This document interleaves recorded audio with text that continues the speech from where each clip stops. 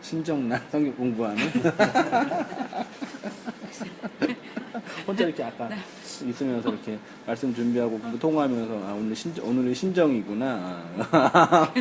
오늘 가야 되나 말아야 되나 그래서 목사님한테 문자 드려본 거예요. 그래. 목사님 나오셨나 안 나오셨으면 벌써 문자를 하실 텐데. 오셨다가 네.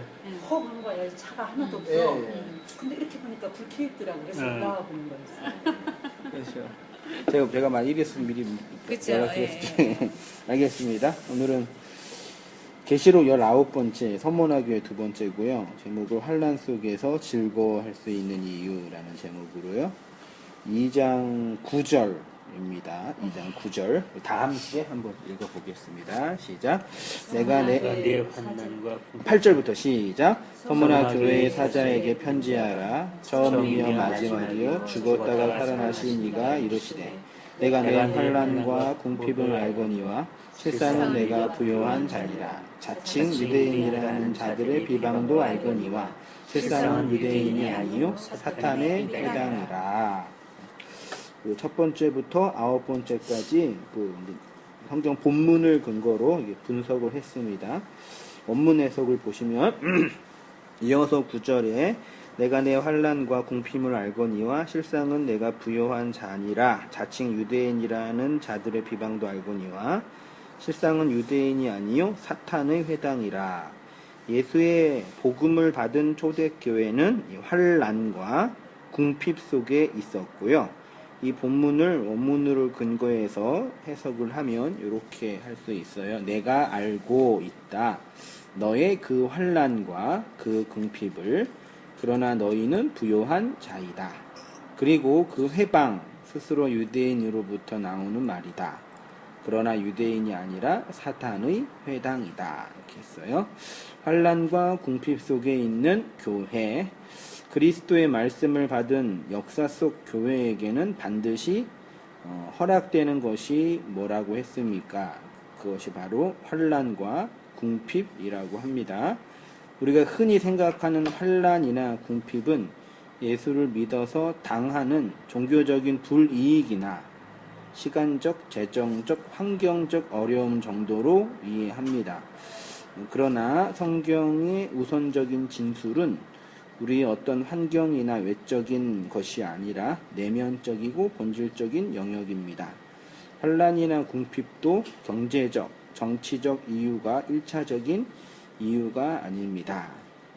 늘 말씀드렸듯이 성경은 역사 속에서 세워지는 모든 교회에게 전달되는 책입니다. 특정 위치에 있는 교회에게 주어진 책이 아닙니다. 이상하게도 현대의 교회는 초대교회에 대한 맹목적인 추종이 있는 듯합니다. 초대교회로 돌아가자. 첫사랑을 회복하자. 처음 신앙의 열정을 회복하자. 초대교회로 돌아가면 어떨 것 같아요? 초대교회가 정말 좋은 교회였을까? 이런 문제예요. 그러나 21세기에 살고 있는 교회가 초대교회로 돌아가면 안 되고요. 돌아갈 수도 없고요. 무엇보다도 초대교회 성도들이 지금 우리 시대의 교회들보다 신앙생활을 더 잘 했을까요? 우리가 흔히 생각하기에 초대교회 성도들이 우리들보다 지금 신앙생활을 더 잘했을 거다라고 생각하는데 어떻게 생각해요? 지금이 더 잘할 것 같은데. 지금이요? 지금 아니 그때나 지금이나 왜 이렇게 돌아가는 거 보면은 네, 계속 반복이잖아요. 네. 똑같을 것 같아요. 똑같을 것 근데 같아요. 그 당시에는 초대교회 때는 로마나 이런 것들 때문에 로마 시대나 굉장히 핍박을 받은 거 아니겠어요? 여기서의 환란과 궁핍이라는 그 개념이 실질적으로 환경에서 오는 것은 아니라고는 하지만 성경에 쓰여진 그 시대에서는 역사적으로는 환경적인 측면에서도 환난과 궁핍 속에 있었던 거 아니냐 이거죠.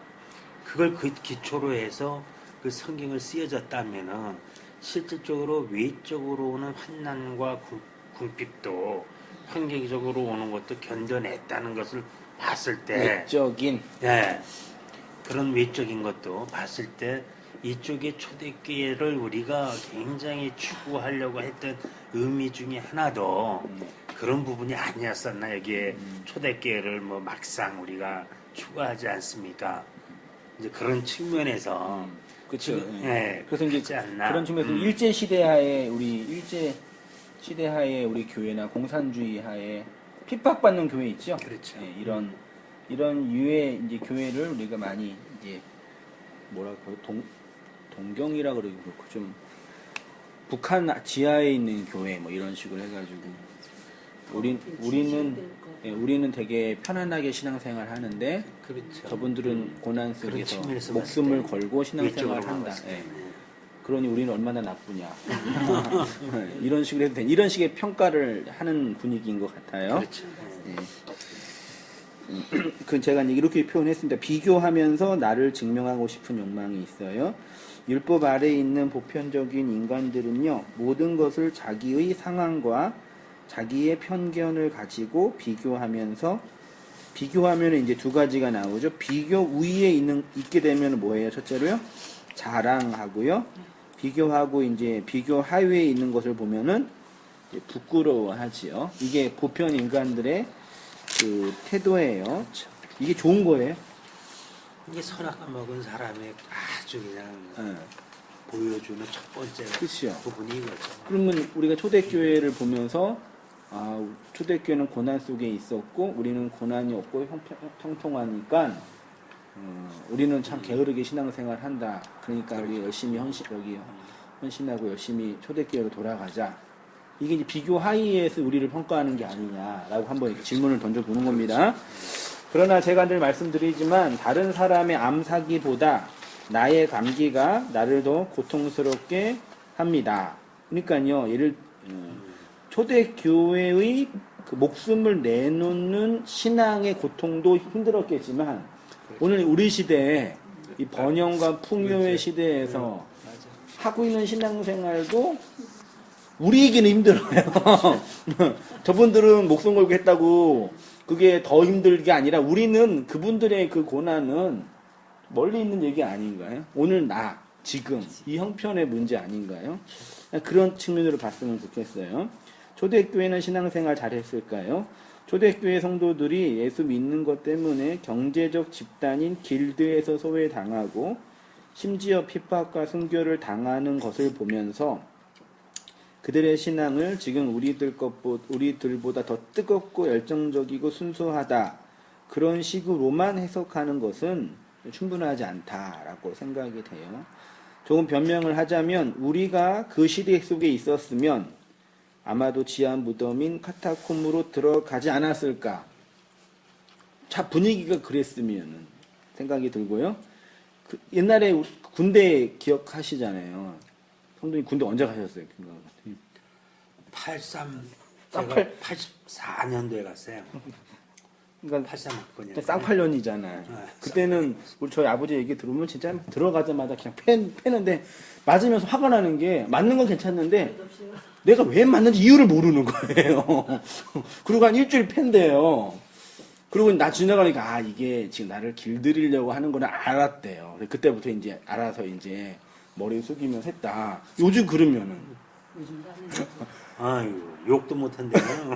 근데 이제 비교해 볼 때 근무 환경으로 볼 때는 그때가 더 힘들었을 거 아니에요. 요즘 공군부대 조카들 내가 가보거든요. 네. 가보면은 거기 가면은 걔네들이 30살 됐는데 걔네가 20몇 살 때이죠. 아저씨 위 선임병 보고 아저씨라 그래. 아저씨. 난 참. 그러니 무슨 아저씨라 그래. 지금부터 한 6, 7년 전에 군대 안에서요? 군대 훈련소 안 그건 했어요. 아니에요. 그건 아니라고 봐요. 아니죠. 그럼요. 군대 안에서 누가 그랬다고? 정원이. 그 분위기가. 그러니까 그 어떤 우리가 감지하는 고통은 다 절대적인 거란 얘기죠. 그렇죠. 그때 우리 부모님 세대가 군 생활하면서 힘들었던 그 고통과 지금 우리 젊은이가 당하는 고통은 똑같은 고통이란 얘기죠. 그 교회의 고난도 저는 그렇게 생각이 돼요. 어떤 의미에서는 그분들이 그 카타콤에 들어가서 그렇게 비참하게 죽어간 그 고통만큼 우리가 이 문명화된 이 시대 속에서 번영된 문명 속에서 이 문명을 구가하면서 당하는 고통이 더 클 수도 있는 거죠. 어떤 의미에서는 꼭 그들만이 헌신적인 신앙생활을 했다라고 말하는 건 조금 그럴 수도 있겠지만 조금 생각해 보자. 뭐 그런 얘기. 결국 제가 말씀드리고 싶은 건 뭐냐면 신앙생활의 본질은 상대적인 것이 아니라 절대적인 것이고 나의 문제이지 너의 문제가 아니라는 얘기죠. 이걸 지금 말씀드리고 싶어요. 네. 그분들의 고난을 보면서 우리가 추종하고 떠올리는 게 아니라 제가 언급했지만 그 크리스마스 날 그 주기철 목사님 순교 이야기를 현대 우리 한국교회가 이렇게 공경하면서 추종하잖아요. 근데 그런 아이러니가 우리 안에 있는 거죠. 그분은 그렇게 비참하게 일제시대에서 죽어갔는데 그런 우리의 선배님이다. 우리가 그런 정통에 있는 교회다라고 우리를 인정하고 싶은 게 아니냐는 얘기죠. 오히려 주기철 목사님이 지금 한국교회에 오시면 아주 황당해하신 니네는 지금 뭐 하고 있냐 이렇게 할 지금 교회의 모습을 보면서 그러지 않냐라는 그런 생각을 해보게 되는 거죠. 그런 부분은 그 주기철 목사나 주위에 내가 못한 것을 그 사람을 통해서 대리만족을 하는 게 아니냐. 대리만족. 만족이죠. 난 그렇게 또 볼 수 있지 않나. 대개가 이제 우리가 옛날에 뭐 여기에 얘기했지만은 그 카타콤이 그 지하 동굴에서 살았던 로마 시대 때 이런 사람들은 대단하다고 우리가 보고 있고 성직자들이 그 다음에 뭐 루터도 그렇고 무릎으로 그 계단을 올라가는 그 극기라면 극기고 거기서 깨우쳐 보려고 하는 이런 부분들을 굉장히 우리는 어떤 동경하죠. 선망하고 동경하지 않냐 이거죠. 그런 것들이 그 사람들을 통해서 내가 못한 것들을 대리만족을 하고 있지 않나 하는 생각이 많이 드네요. 생각해보고요. 그러니까 성경에 기록된 내용은 반드시 온 우주의 보편 교회에게 적용되고 해석되는 말씀이어야 한다. 이 얘기하고 싶어요. 경제적으로, 정치적으로 핍박받는 교회에게만 적용되어서도 안 되고 번영과 풍요의 시대사 속에서 왜곡된 신앙생활 하는 교회에게만 적용되어서도 안 됩니다. 다른 사람의 환경과 조건이 중요한 것이 아니라 지금 나에게 경험되는 환경과 조건이 더 중요하다는 것입니다. 그러니까 이런 본문을 보면서 초대교회, 서문화 교회는 주님께 혼나지 않고 칭찬만 받았다. 그들은 고난 속에서 환난과 궁핍 속에서 신앙을 결연히 지키며 살았다. 여기만 머물러 있으면 이거는 그냥 위인 전집 읽은 건 똑같은 거죠. 우리를 향한 하나님의 음성이 아닌 거죠. 쉽게 말해서 조건적, 상대적 평가를 넘어서 내면적이고 절대적인 평가가 있어야 한다는 것입니다. 그러면 서문화 교회가 경험하였던 환난과 궁핍은 단순히 그들만의 환난과 궁핍이 되어서는 안 되는 거죠. 그들이 환난과 궁핍을 경험하였다면 지금 우리에게도 그들과 동일한 환난과 궁핍을 경험하고 있어야 합니다. 그러면 지금 우리가 신앙생활 하면서 경험하고 있는 환난과 궁핍은 무엇입니까? 김지사님. 네. 신앙생활 하시면서 어떤 환난과 궁핍 속에 있으세요? 이렇게 이제 물어보면 없으세요? 아니 성경은 분명히 내 환난과 궁핍을 내가 안 오니 그랬는데 없다 그러면 옛날에는 뭐 제대로 못해서 새벽기도 못 가서 힘들어하고 제대로 주님 앞에 못 서서 매일 그냥 자학 버전하고 자책 예. 반성 그런 거 했었죠 옛날에 많이. 그러셨어요? 예. 의외로 좀 자유로울 수 있었을 것 같기도 하신데. 아니요. 아니세요? 예. 그러지는 그러니까 한편으로 자유로우면서도 그러니까 제대로 못하는 게 편치가 그랬었죠. 마음으로는. 그래도 흡족하게 한 적도 있으셨을 거예요. 아니요, 흡족하게 한 적이 없어요. 아니 새벽에 훈련 밥 받으시구나. 해주고 할 때 네, 그때는 그때 해놓고 나면 내가 일찍 일어나서 그거 해주고 나면 만족이라든가 아니, 이런 게 있을 거 아니야. 만족보다는 당연히 있겠지 그거. 내가 이렇게 훈련을 해냈다 하는 아니 거. 훈련을 받아 놓으니까 그때 그 생각했지. 옛날에 배감에서 서울로 일주일에 한 번씩 불려올 배감에 있을 때 배감에 한 달을 있었었거든요. 근데 일주일에 한 번씩 이제 서울로 와서 예배 드렸어요. 토요일 날 와서 일요일 예배 드리고 또 내려가시고 또 내려가고 한 달 동안요? 예. 왜요?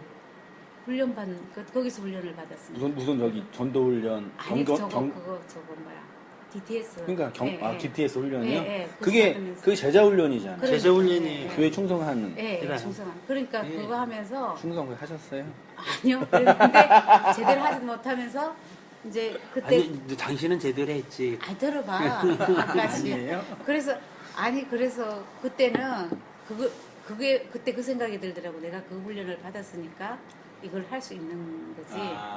아니었으면 못했을 거다. 그러니까 그때는 막 그랬었거든. 올라오면서도 아니 뭐 맨날 그냥 길에다 맨날 기름을 붓고 다닌다고 이제 막. 그렇죠. 예, 그건 예, 어마어마한 거죠. 그러니까 뭐 하여튼 뭐 어쩌고 저쩌고 이제 그랬었어요. 와, 왜 그러냐. 일하니 보고 아니 왜 맨날 야 길에다 까는 돈이 얼만데 야 왜 그러시냐 목사님은 맨날 왜 오라 그러시냐 여기서 해도 되는데 막 이랬어. 그랬는데 나중에 이제 거기서 배감에서 나와가지고 새벽에 밥을 하러 가면서 야 그래서 그 훈련을 시키셨구나. 그게 당연히 그런 훈련을 받아야 되겠구나. 밥 잘하게 하려고요? 아니 그러니까 모든 사람이 그러니까 멀리서 교회를 오든 거기 전부 안양에서 새벽에 오는 애들도 있어요. 예배 드리러요. 그러니까 뭐 새벽에 와서 뭐 찬양하든지 아니면 뭐 드럼을 친다든지 그런 애들 다 멀리서 가까이서 오는 애들이 아니에요. 거기 수원서도 오는 애도 있고요. 아니 그런 얘기가 예. 아니라 그냥 기쁨을 주니까 어려운 걸 해도 기쁨을 그러니까. 주니까 그 교육을 받을 만하다 이제 그 얘기인 거지 지금. 그러니까. 그게 은혜인 거고 그게 생각이 되는 거지. 그 훈련을 그래서 이게 하나님이 쓰임 받으려면 그런 훈련을 받아야 된다. 그래서 생각했었어. 그런 어려움을 당하는 게 또 환란이고 예. 궁핍이고 이걸 잘 견뎌야 된다. 이렇게 이렇게 생각했죠. 잘 견뎌야 해석을 된다. 하시고.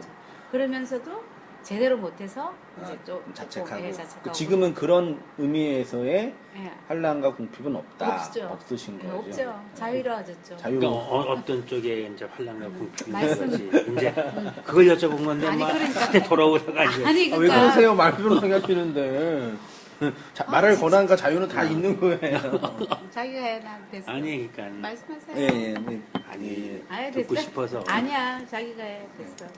됐어요. 그러니까 이거죠. 제가 굳이 질문을 드린 이유가 지금 그러니까 이렇게 환란과 궁핍이 있습니까? 뭐 여쭤보면은 초대교회, 소문화 교회처럼 그런 유의 환란은 없잖아요. 우리 예수 믿는 것 때문에 막 핍박당하고 막 죽임, 살해 위협을 당하고 오히려 예수 믿는 것 때문에 돈 벌 사람도 있거든요. 솔직히요. 영업 잘 된 사람도 있거든요. 오히려 그런 유란 아니라니 그건 이제 제가 말씀드린 그런 얘기가 제가 이렇게 표현했어요. 심지어 예배 드리는 것도 어떤 그런 환란, 시간 허비하는 거, 시간 쏟는 거, 헌금 드리는 거 이런 거라고 이해할 때도 있어요. 다시 2페이지로 갈게요. 환란의 의미 들립시스라는 단어입니다. 환란으로 번역된 헬라어가 들립시스인데요. 기본적인 뜻은 억압, 고난, 환난 등으로 번역했고요. 성경에서 고난이나 환난으로 번역된 단어가 크게 4가지 정도가 있는데 이 들리시스가 가장 많이 사용됐어요. 이 환난을 보니까요. 어느 때는 정욕을 환난이라고 표현했어요. 우리의 정욕을. 그러니까 되게 생각하게 해요. 그러니까 외적으로 물리적으로 당하는 환난보다는 우리의 욕망을 환난으로 표현했다는 게 되게 의미심장한 것 같아요. 이 들리십스는 억압, 압박, 고통, 괴로움, 고난을 의미하는 들립보라는 단어에서 왔고요. 들리십스와 들립보가 있는 단어를 성구를 찾아보니까 제일 먼저 들립보가 이렇게 마태복음 7장 14절에 생명으로 인도하는 문은 좁고 길이 협착하여를 들리포로 했어요. 그러니까 우리가 생명으로 인도하는 물은 좁은 문 있죠. 좁은 문, 좁은 길. 이거를 주님을 위해서 헌신하고 핍박을 견디고 이런 개념으로 이해했는데 성경의 1차적인 개념은 외적인 좁은 문이 아니라 우리 안에서 경험되는 좁은 문이 있다라는 얘기예요. 이게 이제 중요한 의미인 것 같아요. 사도행전 11장 19절에서요. 때 스데반의 일로 일어난 환란, 스데반의 일로 일어난 환란. 요한복음 16장 33절에 이것을 너희에게 이름은 너희로 내 안에서 평안을 누리게 하려 함이라. 세상에서는 너희가 환란을 당하나 세상에서 너희는 12제자이겠지 1차적으로요. 교회이겠죠. 세상에서 교회가 환란을 당한대요. 그렇지만 세상을 이기었대요. 세상이 우리에게 환란을 주겠네요.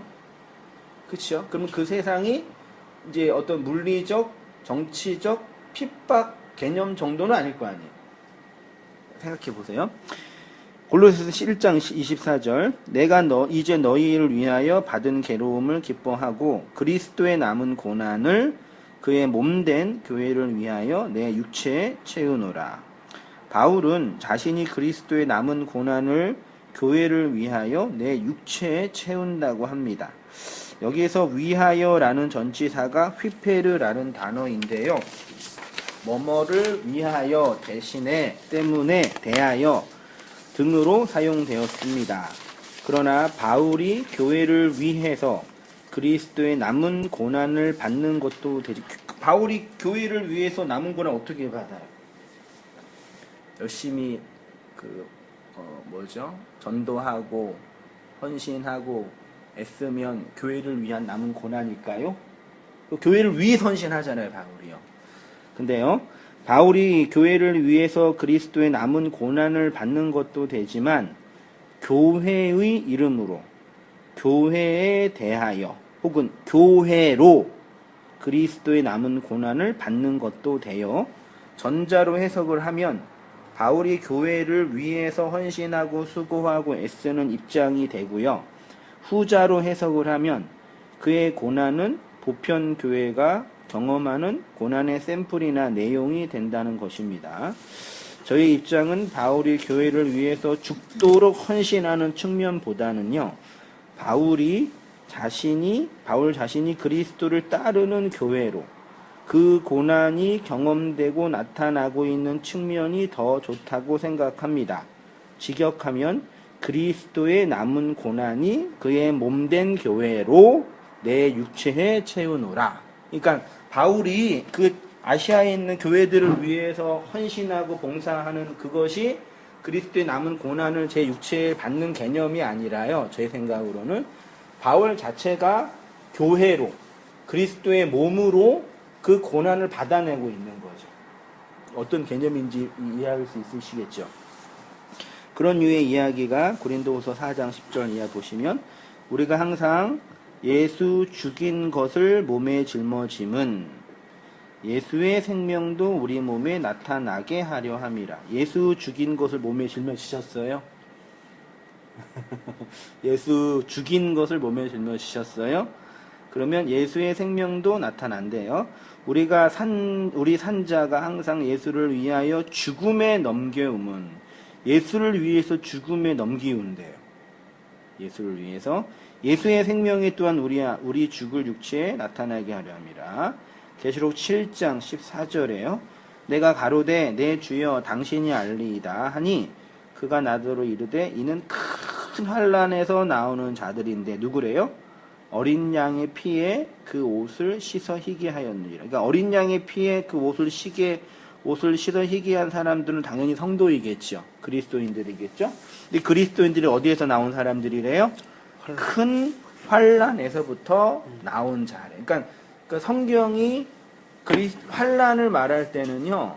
핍박받는 교회만 당하는 환난이 아니라 2000년 동안 세워진 모든 교회가 당연히 받는 환난이라는 얘기죠.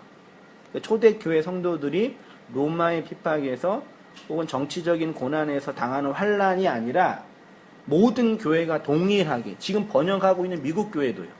지금 고난받고 있는 북한 교회도 모두 동일하게 당하는 환란이어야 되죠. 그리고 그 성도만 교회는 그 환란에서 나온다라고 합니다.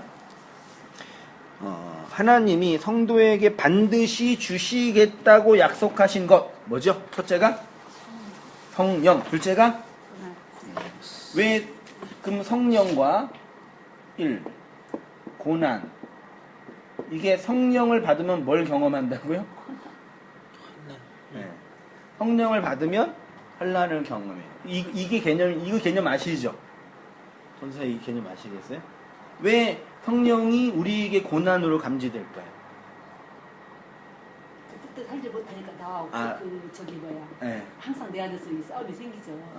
싸움, 살지 못하니까요. 네, 그 성령님의 뜻대로, 그러니까 성령 하나님이 인도하심을 인도함을 지금 내가 못 따라가는 것 같아요. 뭐 아까 김사님 말씀하신 대로 어떤 자책이나 반성 아닌가요? 그러니까 그게 그래서 그거예요. 항상 갈등이면 내가 이제 고난이 되는 거죠. 내가 착하게 살지 못한 것에 대한 착함은 아니에요. 좋게 말하면, 그러니까 내가 성령의 뜻대로 순종하지 못하는 것에 대한 아픔, 그 고난으로 감지하신다는 얘기인가요? 약간의 그런 면이 많아. 그런 게 있어. 그게 이제 제 표현은 그게 이제 반대로 하면 자책이 된 거잖아요. 그렇죠. 반성이 되고 난 왜 이것뿐이 안 될까? 그렇죠. 그게 고난이. 한심이 어떨 때는 제 자신 나는 왜 이것뿐이 안 될까? 그거밖에 안 돼. 근데 그럼 집사님이랑 비슷한 표현 아니신가요? 왜 성령이 고난이 됩니다?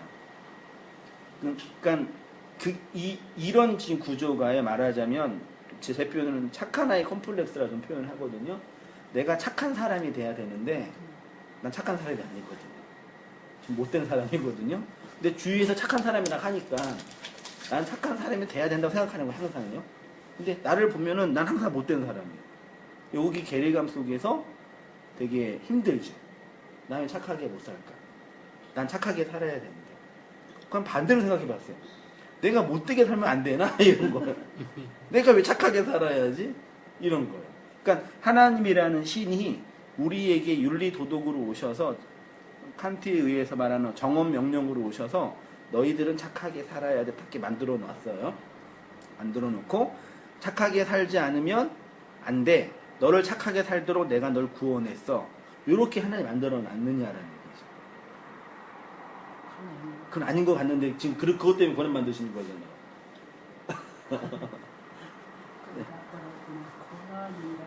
고난은 뭐 그렇게 어려움 속에 많은 어려움을 경험했거든요. 그렇죠. 경험했는데 그게 특히 뭐 고난이라고까지는 생각은 안 해가지고. 그럼 고난이 없으신 거예요, 그러면? 고난 많이 당했죠. 근데 예. 그러면서도 그렇게 그걸 갖고 하나님 이렇게 이것 좀 벗어나게 해줬으면 좋겠습니다. 그런 거는 없었었거든요. 그냥 받아들였거든요. 성령 받으면 왜 고난이 있는지 집사님 이거 좀 개념 정리될 수 있으세요? 성령이 우리에게 고난을 준다라는 개념. 말씀이 내 안에 들으면 말씀이 내 안에 들으면 그게 내 자아가 죽어져야 되는데 그게 안 되니까 죽어져야 되는데 안 되니까 고난으로 감지한다. 네, 그러시잖아요. 죽어야 되는데 안 되니까 고난이다. 그럼 이걸 이렇게 성령이 내 안에 들어오면 내가 죽는 과정이 있잖아요. 예. 그게 고난으로 감지되면 안 되나요? 그러니까 그걸 그냥 그러니까 받아는 드리는데 네. 그게 뭐 힘들다 고난이다 뭐 그렇게 힘들긴 하죠. 그러니까 진리가 내 안에 들어오니까 그게 힘들긴 하지만 그게 뭐 그냥 받아들이지긴 해요. 네. 근데 지금 고난이라고 표현할 때는 예. 성령이 내 안에 들어와서 나라는 자아가 네. 깨어져야 네. 되는데 예. 나는 깨어지지 않고 있다. 예. 그걸 내가 고난으로 감지한다고 표현한 거잖아요. 예, 그렇죠. 그렇죠. 예. 근데 그런 그게 면이 강하신 그 거죠. 표현이 지금 자책하는 게 아니냐는 얘기죠. 그렇게 되겠네. 이게요. 지금 말씀하셨지만 성령이 들어오면 사실 성령님은 우리한테 네가 신이 아니라는 걸 알려주는 거 아니겠어요? 선악과 먹고 신되고자 하는 우리를.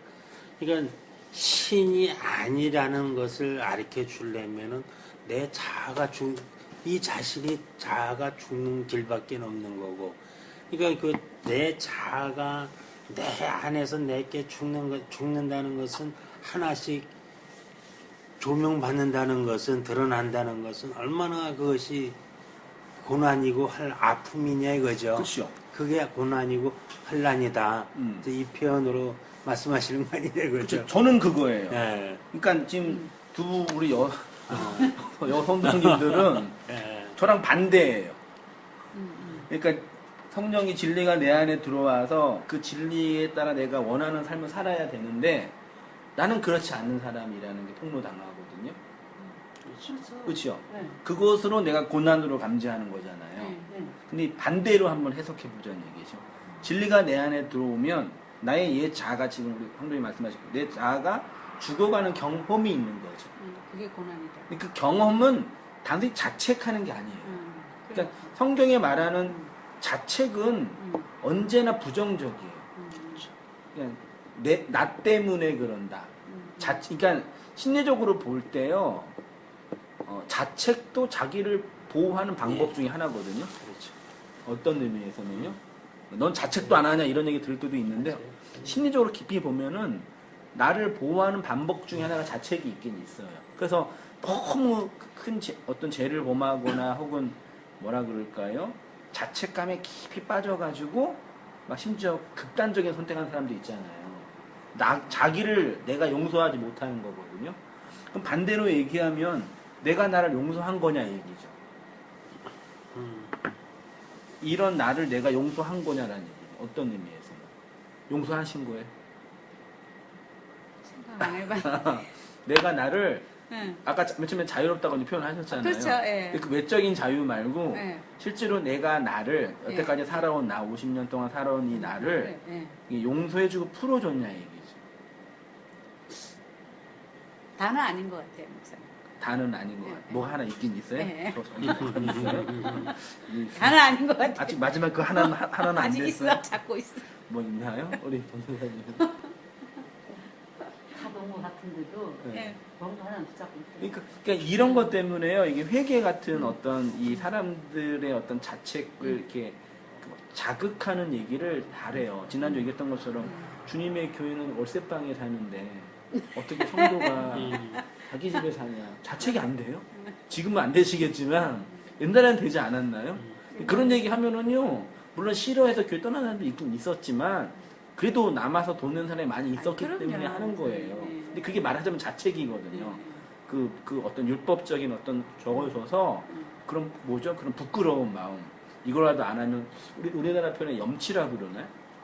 이거라도 안 하면 되게 난 나쁜 사람 되니까 저는 그러니까 우리 아버지가 공장 하셨는데 같이 이제 방학 때 일 도와드리면은 이제 거래처 손님이 사장이 오시면 항상 밥 먹고 있다가 오면은 항상 아버지가 사장님 밥 드세요. 그리고 식사하시고 이런 거예요. 근데 나는 알고 지금 밥이 없거든요. 우리만 먹을 수 있는 밥인데 우리 아버지는 막 식사하시라 그러는 거예요. 근데 그때는 진짜 우리 아버지가 식사하라고 그런 줄 알았는데 저는 진짜 그랬어요. 이 인사래매요. 나 세상에. 이 밥도 안 한다고 그러니까 사람한테 인사도 안 하는 그런 표현인데 저는 그때 몰랐거든요. 근데 한참 지나다가 이게 우리나라의 고유한 이게 그래서 실제로 밥 먹으라 그랬는데 진짜 와서 밥 먹으면 그 예의가 아니래매요. 말하자면요. 그랬게요. 마치 그런 식의 자기를 적당하게 보호하고 싶은 욕망이 다 우리 안에 있거든요. 근데 이제 그 성령은 그런 말하자면 자책하는 나를 내가 날 용서해야지. 누가 날 용서해줘요? 남편이 날 용서해줘. 근데 그게 목사님 하루아침에 그게 나아지는 말씀을 알았다고 해서 네. 하루아침에 말씀하시는 것처럼 나를 용서도 되는 건 아닌 것 같아요. 그러겠죠. 응. 그래서 우리 인생이 필요한 거죠. 죽을 때까지. 근데 이제 다만 이제 그게 안 여전히 되니까 힘든 거지. 그럼. 그게 고난이라는 거 아니에요, 목사님. 그게 안 되니까. 반대로 해보면 좋겠다고요. 내가 나를 용서하고 풀어주는 가정 속에 그 전에 나가 죄인이고 하나님 없이 선악 판단의 주인으로 왕으로 살고 있는 나라는 게 폭로 당하는데 그 나가 말씀에 의해서 계속 이렇게 공격 당하는 거잖아요. 그건 자책과 다른 거거든요. 그죠. 폭로당한다는 의미가요. 폭로당한다는 의미가 실질적으로 나는 하나님과 같은 선악과를 따먹어서 하나님과 같은 신이다. 그것으로 가고 있는 우리 인간이 나도 어떤 모든 걸 할 수 있다는 것을 갖고서 모든 걸 시작을 하지만 실질적인 진리라든가 이런 것들도 내가 끌고 올 수 있고 뭐 할 수 있다는 것들 이런 부분들이 함으로써 안 된다는 것을 계속 깨달아 가는 것 또한 폭로당하는 거 아니냐 이거죠. 내가 할 수 있다고 모든 세상에서나 모든 뭐 세상의 일이 아니라 하나님과 괴롭고 고난이나 고통스럽고 그런 거 아니에요? 폭로당하고 하니까 굉장히 힘들고 아 이게 아니구나. 그러니까 점점 나는 하나님 앞으로 갈 수밖에 없는 길이 될 수밖에 없는 거고 폭로당하니까 계속 내 힘으로는 안 된다는 것을 계속 느껴가는 거. 근데 이거는 자책과는 틀린 얘기죠. 그렇죠. 이거는 당연히 자책과는 틀린 거고 내가 해도 안 되니까 하나님 예수님을 통해서 그리스도를 통해서밖에는 안 되는구나 하는 것들. 그리고 요즘에는 그런 식으로 봐요 이제. 요즘에는 이제 이렇게 말씀하신 것처럼 이제 나는 안 되는구나 이제. 네. 예. 그 전에는 엄청 그렇게 전자처럼 이렇게 막 자책감 그런. 해야 되는데 네, 못했다 이런 거였는데 요즘에는 많이 이제는 나는 그거밖에 안 되는구나. 네. 하나님 아니면 안 되는구나. 이제 네. 그런 쪽으로 많이. 그렇죠. 그건 자책감은 아니죠. 네, 요즘은 근데 많은 이런 부분들이 실질적으로 청교도에서도 네. 실질적으로 이런 부분이었다고요. 청교도는 완전히 이거 자책이죠. 아니 자책 개념을 좀 떠난다면은 이런 개념 내 힘으로는 도저히 안 된다. 그래서 그 한쪽으로는 우리가 청교대 갔을 때 자책이라고 자꾸만 얘기를 했어요. 제가 했어요, 제가. 사실 계속 뭐 이렇게 목사님한테 얘기를 했지만은 우리 다 식구들이 했지만 청교대에서는 실질적으로 가는 부분은 그걸 원하지 않았나.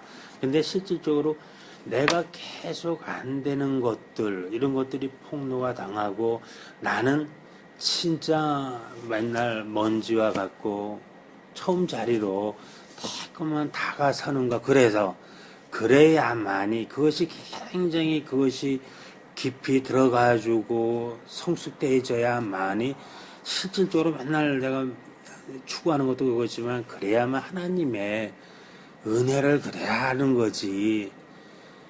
하나님은 사랑이시다. 우리는 당신은 사랑받기 위해 태어난 사람이다 하는 개념으로들 접근을 타교애들은 많이 하더라는 얘기예요. 그래서 하나님은 사랑이시다라는 개념으로 그래서 우리는 서로 사랑해야만 된다는 개념으로 가야 되는 거. 완전히 그건 나거든요. 어떤 의미에서 나를 진짜 사랑하기 때문에 이제 그런 개념들로 간다는 것을 내가 주위에서 많이 좀 느꼈던 것이 전교에서 그런 점이 아니냐 이제 그 말씀을 드리고 싶어서 그랬습니다. 그러니까 그 자책은 오히려 복음적인 개념으로 볼 때는 잘못된 거, 또 잘못된 건다고 말하는 것도 율법일 수 있는데요. 자책은 복음적인 회개가 아니거든요. 소위 말하자면요. 그러면 바꾸어 말하면 하나님의 생명이 그걸 담을 수 없는 나에게 들어왔다라는 개념으로 이렇게 이해했으면 좋겠어요. 나라는 존재, 주체성, 그 나가 하나님의 말씀에 의해서 하나하나 이렇게 죽어가는 경험을 하는 거죠. 제가 그 표현을 어떻게 했냐면 요한복음 16장 21절에요. 여자가 해산하게 되면 때가 이르렀으므로 근심하나 아이를 낳으면 세상에 사람 난 기쁨을 인하여 이 고통이 환난 블리시스예요. 고통을 기억하지 않는다 그랬어요. 그러니까 그 생명이 우리 안에 들어올 때 그래서 여자가 입덧하고 그 생명에 의해서 조정당하고 고통당하고 자기 걸 빼앗기잖아요. 엄마들이요. 근데 그것이 환난으로 감지되는데 근데 그 환난이 생명 잉태의 한 부분이라는 얘기죠. 이렇게 좀 봤으면 좋겠다는 얘기죠. 단순히 나는 기도도 못하고 나는 헌금도 못하고 난 요것도 안 되고 이런 자책이 아니라 이것이 나에게 생명으로 들어오는 생명의 과정으로 보면 좋겠다는 얘기죠. 좀 개념이 좀 다르죠. 그러니까 사실 자책 사람을 율법 안에 가둬놓고 자책하는 게 다루기가 되게 편해요. 특히 애들의 경우에는 요즘 저도 그러는데 큰 아들이 다른 걸 다 잘하는데 영어만 못해요. 그래서 뭐 학원에 보내기도 어려우니까 인터넷으로 이렇게 이것저것 가르치고 있는데 제가 가서 항상 물어봐요. 영어 했냐? 영어 했냐? 했냐? 물어보면 이제 못했다고 이제 스스로 자책도 하고 화도 내고 너 영포자 될래? 그러면 이제 두려움이 밀려오는 거죠. 그런 식으로 하나 우리를 다루시진 않거든요. 그러니까 아이한테 우리 큰아들은 다른 것들은 하라고 안 하고 지가 좋으니까 알아서 해요. 그렇게 하면 제일 좋은데 그러면 근데 이제 복음은 마치 우리를 그렇게 만드는 거죠. 진리가 우리 안에 들어와서 그 말씀에 의해서 나의 옛것이 하나하나 죽어가고 버려지는 것이 기쁘고 그렇게 내가 나의 죄가 드러남으로 하나님 영광이 드러나는 게 감사해서 그 진리 속에 살아가는 것 그것이거든요. 근데 반대에는 마치 제가 우리 아들을 다루는 것처럼 똑같은 거죠. 그 율법적인 어떤 자책이죠. 그런 개념을 이제 아까 말씀하신 대로 완벽하게 다 자유로울 수는 없지만 그 지향점을 가지고 나를 풀어주고 그때 표현하신 것처럼 자녀에 대한 어떤 그런 뭐라고 하셨죠? 어떤 어떤 그 기대는 아니고 아무튼 그런 놓아주는 거라 그럴까요? 스스로 자책할 때 어떤 놓아주고 풀어주고 그런 부분에서 복음적인 게 이렇게 좀 확장돼 가는 거죠. 그렇죠. 옛날에는 그게 이제 신앙으로 못 키웠대는 그게 자책이 심했어요. 신앙으로 네, 아이를. 신앙으로 키우는 건 뭐예요? 그러니까 어릴 때부터 교회도 잘 다니는 그러니까 내가 본을 보였으면 내가 본을 보이고 신앙생활을 잘했으면 우리 애가 저렇게 안 될 텐데 교회도 안 오고 저러지 않을 텐데 옛날에 그렇게 많았었어요. 그러니까 자책이죠 진짜로. 그러니까 찌르는 거지 저를 그러는데 근데 그게 이제 이게 자유로워지더라고요. 근데 제가 보기에는 종교인하고 신앙인하고 차이는 모른다는 얘기예요. 내가 보기엔. 차이가. 눈으로 세상에서 보이는 것은 똑같다는 거죠. 열심도 똑같고. 오히려 신앙인이 더 열심히 없어 보이죠. 종교인이 더 열심히 하겠지만 아무튼 추구하는 것들이 행위를 한다거나 하는 것들도 자기 의로 행위하는 거나 하나님의 의로 행위하는 거나 예를 들어서 이것이 다 똑같다는 거예요. 결론적으로. 겉으로 보기에는. 근데 이것이 갈라지지 않습니까? 분명하게. 근데 문제는 거기에 있는 거 아니냐 이거죠. 그래서 실질적으로 신앙인과 종교인의 차이는 육적 자아의 죽음으로써 그리스도 안에서 행하는 것, 즉 하나님의 의를 얻어서 행하는 것이 진짜 신앙인의 길이고 종교인은 자기의 의를 갖고서 하는 것, 육적 자기 자아의 확장과 개발을 위해서 하는 부분이지만은 그 모습은 나타나는 것은 똑같다는 거죠. 그렇게 표현해도 되지 않냐 이거죠. 그렇죠. 겉으로 드러나는 행동 양식은 그 행동 양식 구분을 못하지 않냐 이거죠. 보기는 어렵죠. 그렇죠. 네. 구분을 해낼 수 없지 않냐 이거죠. 근데 그냥 소위 말해 후자는 자기 의가 있는 사람에게는 나를 공격하는 말씀이 들어오지 않겠죠. 그러니까 바깥으로 표현되는 모습, 내 속의 외적인 외적인 거, 그렇죠. 예. 그게 똑같으니까. 그렇죠. 그 사람이 지금 하고 있는 그 행동이 율법적인 열심인지 복음적인 의에 의한 사랑의 실현인지는 예. 구분하기가 어렵죠. 구분이 안 행동 된다는 자체는요. 그런 거 같더라는 얘기죠. 근데 이제 문제는 역사 안에서 말하자면 나와 타자를 향해서 사랑과 용서를 베풀 수 있는 사람이 되겠죠. 자기 의가 가득한 사람은 절대로 그 사랑을 풀어줄 수 없거든요. 양식을 나눠줄 수가 없어요. 왜? 내 의가 있으니까요. 근데 사랑으로 내 의가 삭제당한 사람은 그 양식이 내 안에 있는 거예요. 나를 내가 용서했으니까 풀어줄 수 있는 거죠. 그걸 전할 수 있는 거죠.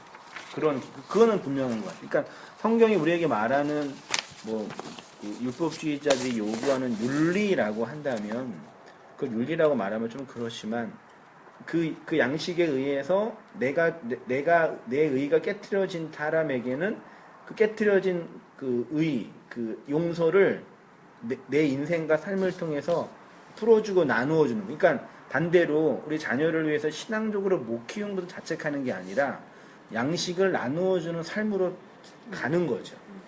근데 그거는 봐가지고 종교인 또한 열심히 하는 종교인 또한 우리가 사랑이라고 얘기하는 우리가 세상적인 사랑도 사랑이라고 뭐 우리 육적인 거와 영적인 거를 두 가지 정신적인 거와 줬듯이 그 바깥의 쪽 사랑도 세상이 얘기하는 사랑도 사랑이라고 우리가 말할 수가 있다면 이 세상에서 당연히 말해야 되고요. 그런 사랑 표현 또한 세상 사람들이 구제와 종교인들도 더 잘하지 않냐 이거죠. 긍휼히 여기는 것도 더 열심히 더 잘하고 매일 예를 들어가는 게 간디 뭐 이런 사람들 또한 더 열심히 했던 사람 중에 하나고 표시가 안 나지 않냐 이거죠. 지금 말씀하셨듯이 의를 받은 사람들은 사랑을 전달하고 이 말씀 또한 세상 사람들의 말씀 또한 문자적으로 표현된 것들 또한 다 똑같이 전하는 것 또한 전도 얼마나 잘하고 있냐 이거죠. 그러니까 그런 쪽에 그러니까 전하는 행위 자체는 둘 다 똑같은데 예수에 의해서 내 의가 삭제당한 사람은 그 예수 의를 전하는 거죠. 그렇죠. 네, 근데 율법적으로 자기 의가 있는 사람은 예수의 의를 못 전해요. 왜냐면 내 안에 예수 의가 없기 때문에 드러난 나를 전하는 거죠. 그게 이제 소위 말해 율법적으로나 도덕적으로 원숙한 사람, 성숙한 사람들의 특징 중에 하나죠. 그게 율법 종교, 뭐 공자든 간디든 인격적으로 도야한 나지 예수의 의가 아니죠. 이게 그런 부분들이 세상적으로는 세상 사람들이나 이런 사람들은 구별이 안 되고 이쪽 의가 세상적인 의가 더 좋게 본다는데 문제가 있잖아요. 그렇죠. 그러니까 왜냐하면 예수의 의가 보이지 않아요. 무슨 말인지 몰라요. 그렇죠. 무슨 이해가 안 되고 나한테 안 들어오죠.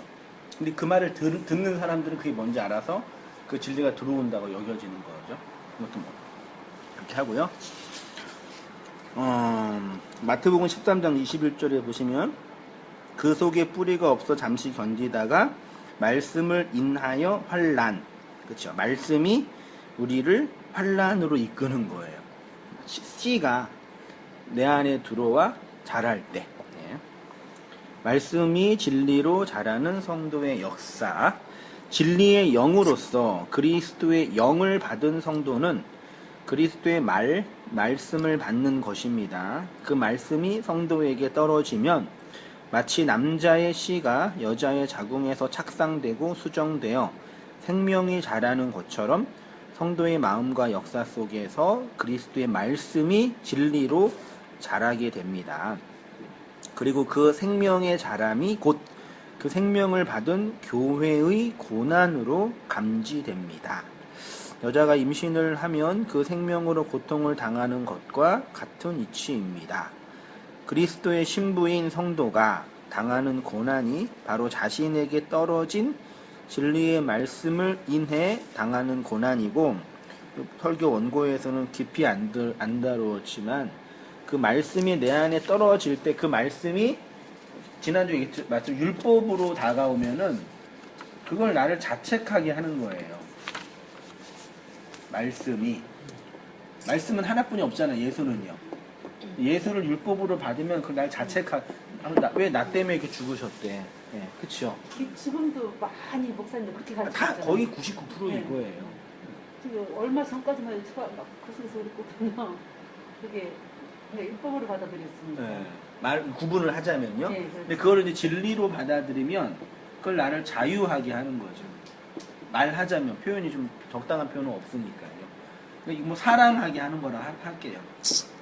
그래서 그 자유를 그건 우리 안식일 공부하고 있는데 안식이죠.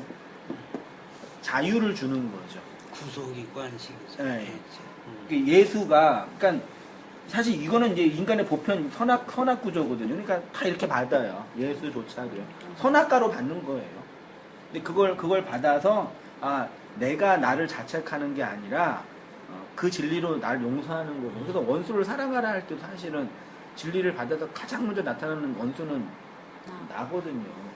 가장 큰 괴물은 나고 나를 괴롭히는 가장 무서운 귀신은 나예요. 그 나, 이중 인격처럼 보이는 그 나. 그걸 주님이 아신 거죠.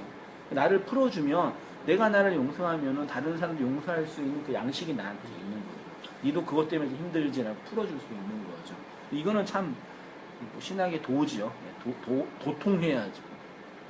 이런 어떤 지향점을 가지고 있었으면 좋고, 우리가 워낙 그동안 우리의 본성뿐만 아니라 우리의 그 환경이나 교회 구조나 사회 구조가 다 이 구도로 움직여지니까 그걸 좀 이제 잘 좀 깨달을 필요가 있는 것 같아요. 로마서 5장 1절 이하 보세요. 그러므로 우리가 믿음으로 의롭다 하심을 받았으니 우리 주 예수 그리스도로 말미암아 하나님과 화평을 누리자.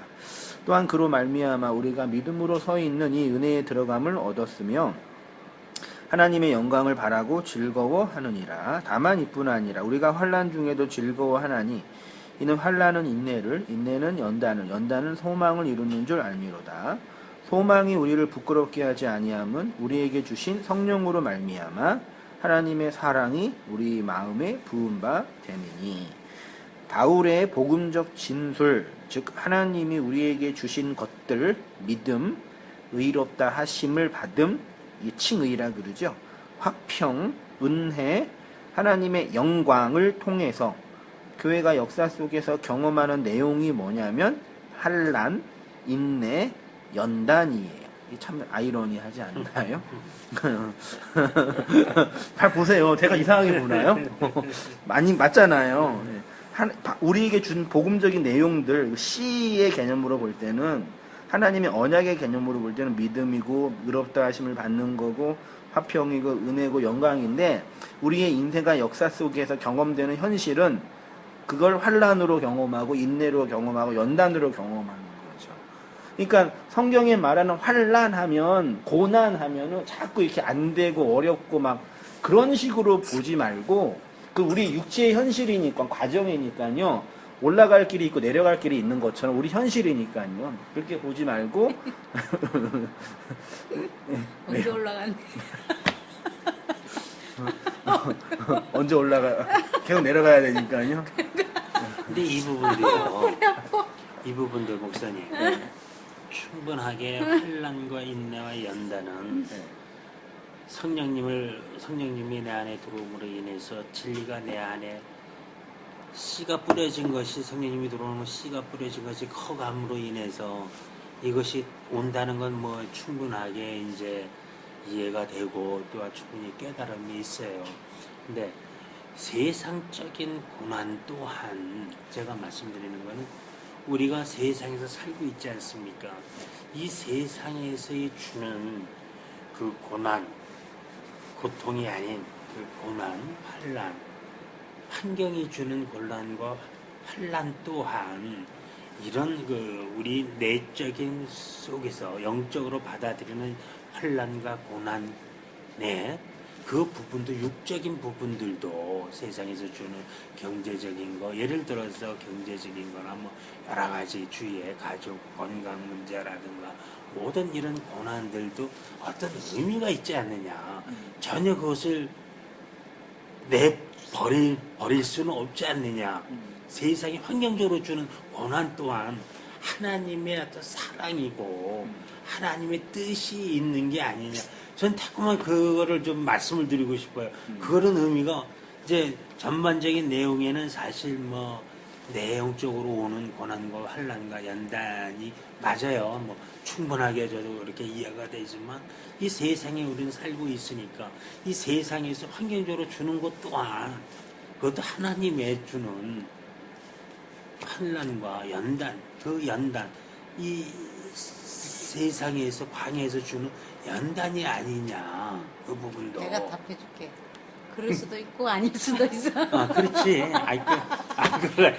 그 부분에 그럴 수도 있고. 그 무슨 뜻이죠, 집사님? 그 되게 오묘한 답이죠.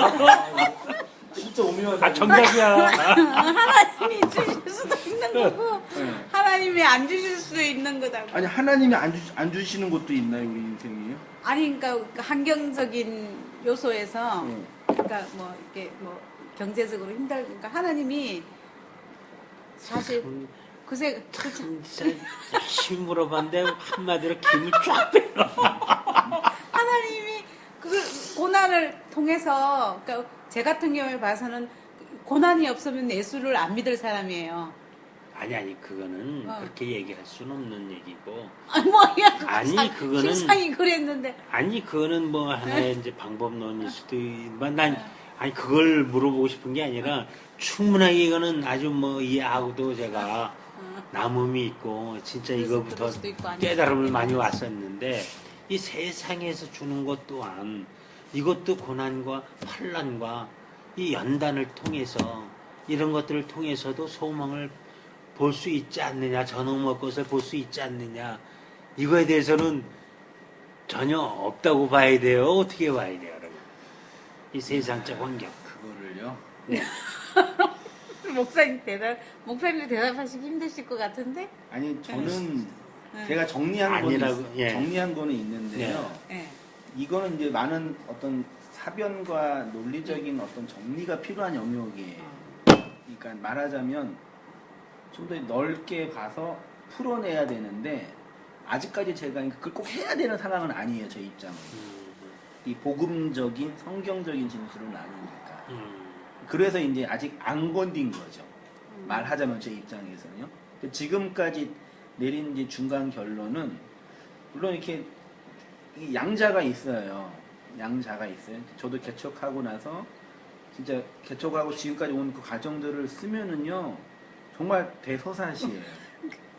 제가 간증을 안 해서 그렇지 하나하나 진짜 무섭게 환경이 열리고 어떤 게 닫히고 어떤 게 열리고 이게 있어요. 그 얘기 좀만 제가 좀 뻥튀기 하면은 난리 날 수 있어요. 제가 진짜 몸소리 저리 경험한다니까요. 우리 집사람도 경험하고요. 근데 그때는요 그게 뭔지 몰라요. 그걸 당할 때는요 이 하나님의 인도하심이고 하나님이 붙잡아 주심이라는 개념 자체가 없어요. 왜냐 워낙 힘드니까. 근데 시간 지나고 나서 이제 해석하면은 풀어내는 거죠. 그런 측면에서는 하나님이 우리 역사와 인생에 관여하시는데 왜 이걸 간섭 안 하시겠어요? 다 하시죠. 근데 이제 문제는 해석적인 측면이나 변증적인 측면에서 워낙 이 범신론적인 개념에서의 기독교적인 이해가 강했거든요. 우리 인생을 다 관여하시고 뭐 이런 식의. 그러니까 이런 부분에서는 변증과 설명이 필요하니까 약간 좀 이게 둔 거죠. 제 입장에서는. 왜냐하면 그동안 이 현실에서의 인도하심만을 찾았던 방향으로만 하나님을 찾았으니까요. 우리 변증 현실은요. 이게 아닌 걸 증명해야 되니까 조금 두는데 제 개인적으로 인생을 돌아보면서 개척의 현장과 또 내 마음속의 변화나 또 개척하기 전까지 내 마음의 상태나 이런 걸 다 지켜보면은 놀라운 하나님 인도하심이라니까요. 저 같은 그러니까 제가 개척을 할 수밖에 없는 이유는 물론 복음적인 어떤 깨달음도 있었지만 저희 성품도 있어요. 성품에 좀 원래 이게 해보니까요. 이 목사는 이렇게 담임 목사나 교회에 원하는 사람이 되어야 되고 직장 생활 다들 알잖아요. 그 교회 담임 목사 도필해야 되고 그 구조에 그분의 그러니까 말씀 그 신앙 그 노선을 따라줘야 돼. 그렇죠. 안 따라주면은 안 돼요. 나는 그게 아닌데도. 예, 그 직원이니까. 네. 근데 저는 그게 안 됐어요. 그게 싫었어요. 그렇게 하는 게 옳지 않다고 생각했어요. 그런 성품도 있고, 그 어떤 복음적인 건 아니죠. 근데 그렇지만 지금 와서 보니까 또 그런 성품이 되니까 이렇게 개척을 해가지고 이렇게 말씀 때문에 아파하는 성도는 여러분들을 지체들을 만나서 말씀으로 이렇게 사역하고 있는 거잖아요. 그걸 다 제가 하나님이 섭리하신 것이지만 또 제가 경험한 것도 있고 이걸 다 이렇게 풀어내 설명한다는 게 만만치 않은 거죠. 그 풀어낼 수 있는 능력도 아직 없는 것도 있고. 그러니까 결론은 그거예요. 모든 경험 속에 하나님의 섭리와 인도하심이 있다. 근데 그것이 이거다라고 A = B라고 풀어내기에는 아직 실력이 안 된다 얘기죠. 그러면 제가요, 이 역사를 하나님이 주신 거는 우리 성도들한테, 이 세상 사람들한테 역사를 주신 것은 실질적으로 이 역사에서 뭘 배우고 와서 다시 하나님의 백성으로 만들기 위한 거 아니냐 이거죠. 그럼 뭐 누구나 그렇게 생각을 할 거고요. 이 역사를 준 거에 대해서는. 그렇다면 이 역사에서 그러면은 뭘 배우라고 갔을까? 그 얘기는 전적으로 저는 이거라고 보거든요. 환란이 연단이 진짜 소망을 낳는 그것을 깨달으라고.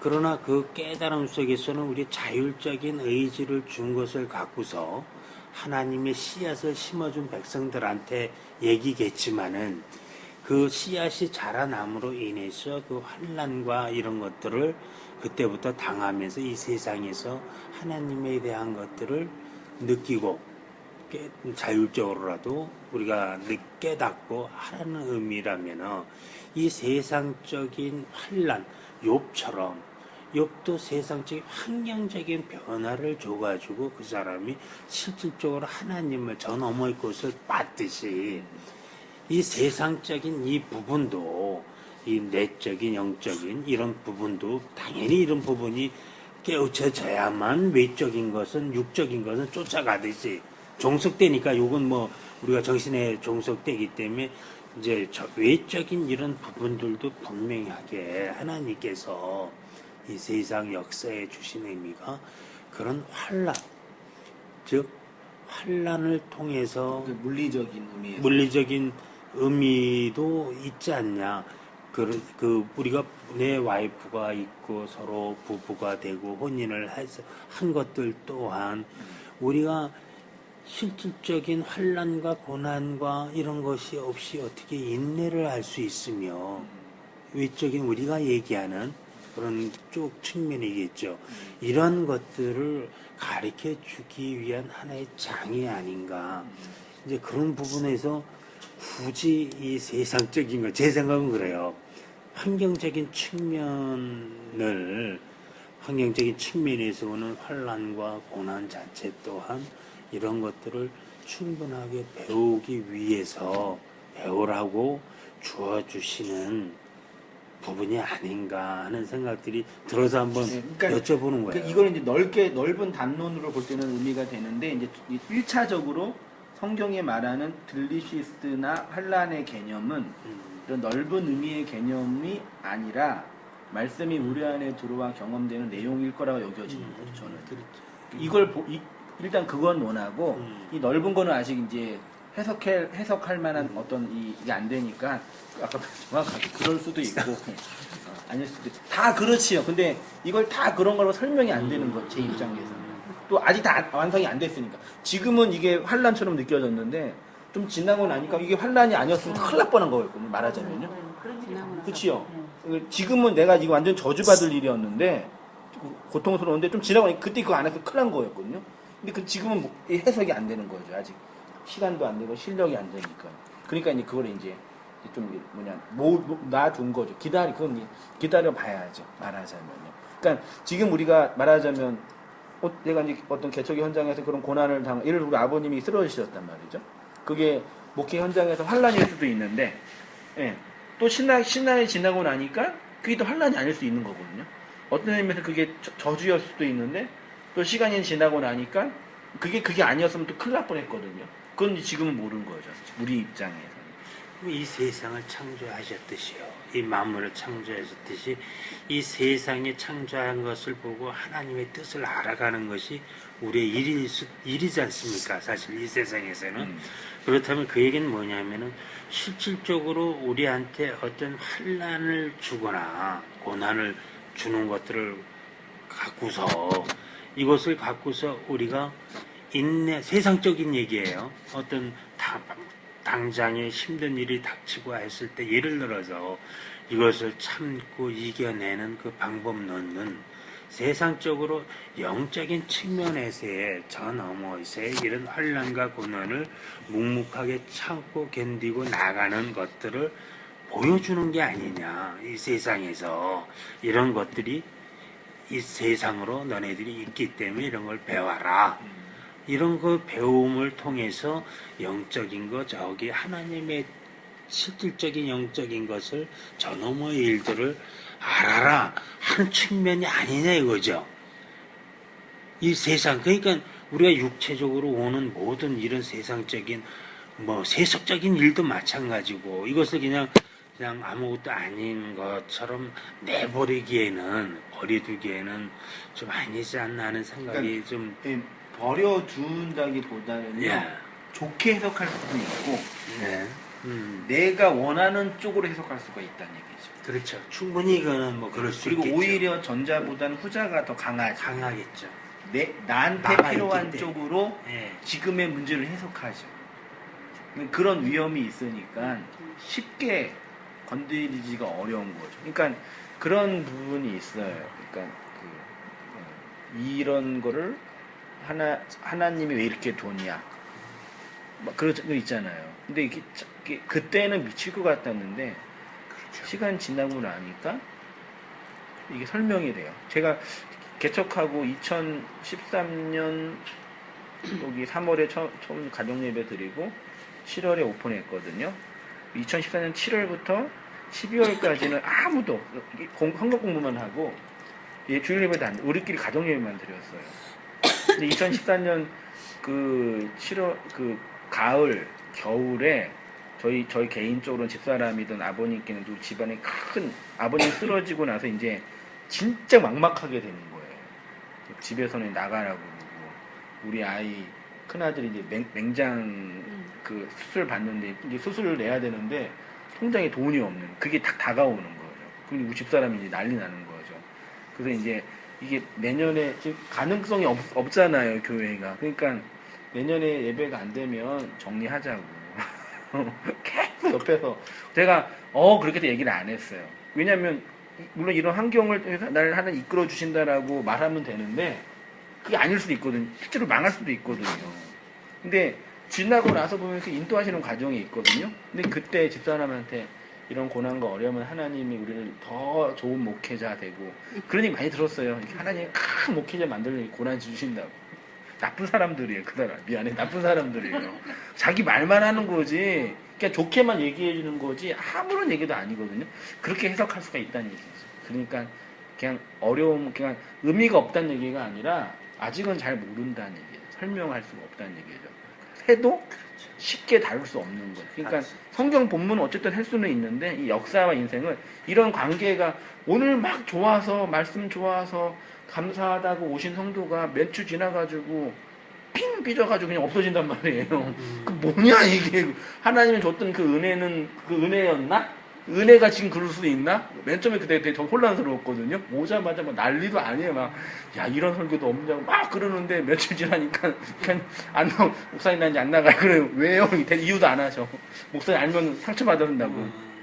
그런 걸 몇 번 겪으면서 그때는 되게 감사하고 좋은 관계였는데 시간이 지나면 해석이 안 되잖아요. 그러니까 두는 거예요. 그럴 수도 있고, 이럴 수도 있고. 그렇게 봐야지. 우리 인생 다 우리가 당하는 고난, 지금 어려움들이 참고 견디면 좋게 될 수도 있지만 아닐 때도 있거든요. 그걸 인정하는 게 우리의 죽음이죠. 우리 집사람한테 참고 견뎌. 이 12월만 지나면 좋은 날 올 거야. 견디잖아요. 나는 절대 아무 얘기도 안 했어. 죽을 수도 있어 그랬어. 그러니까 미치는 거죠. 화나는 거죠. 망할 수도 있어. 근데 그렇게 하니까 그게 문제를 해결하는 데 도움이 된 거죠. 저희 입장에서는요. 우리 어떤 복음적인 가정 속에. 근데 지나고 나면 최소한 이 3년 어간에서는 하나님 인도하시고 붙잡아 주시는 것들에 대한 설명은 되죠. 신학적으로. 안에서는 얼마나 싸움을 했을까?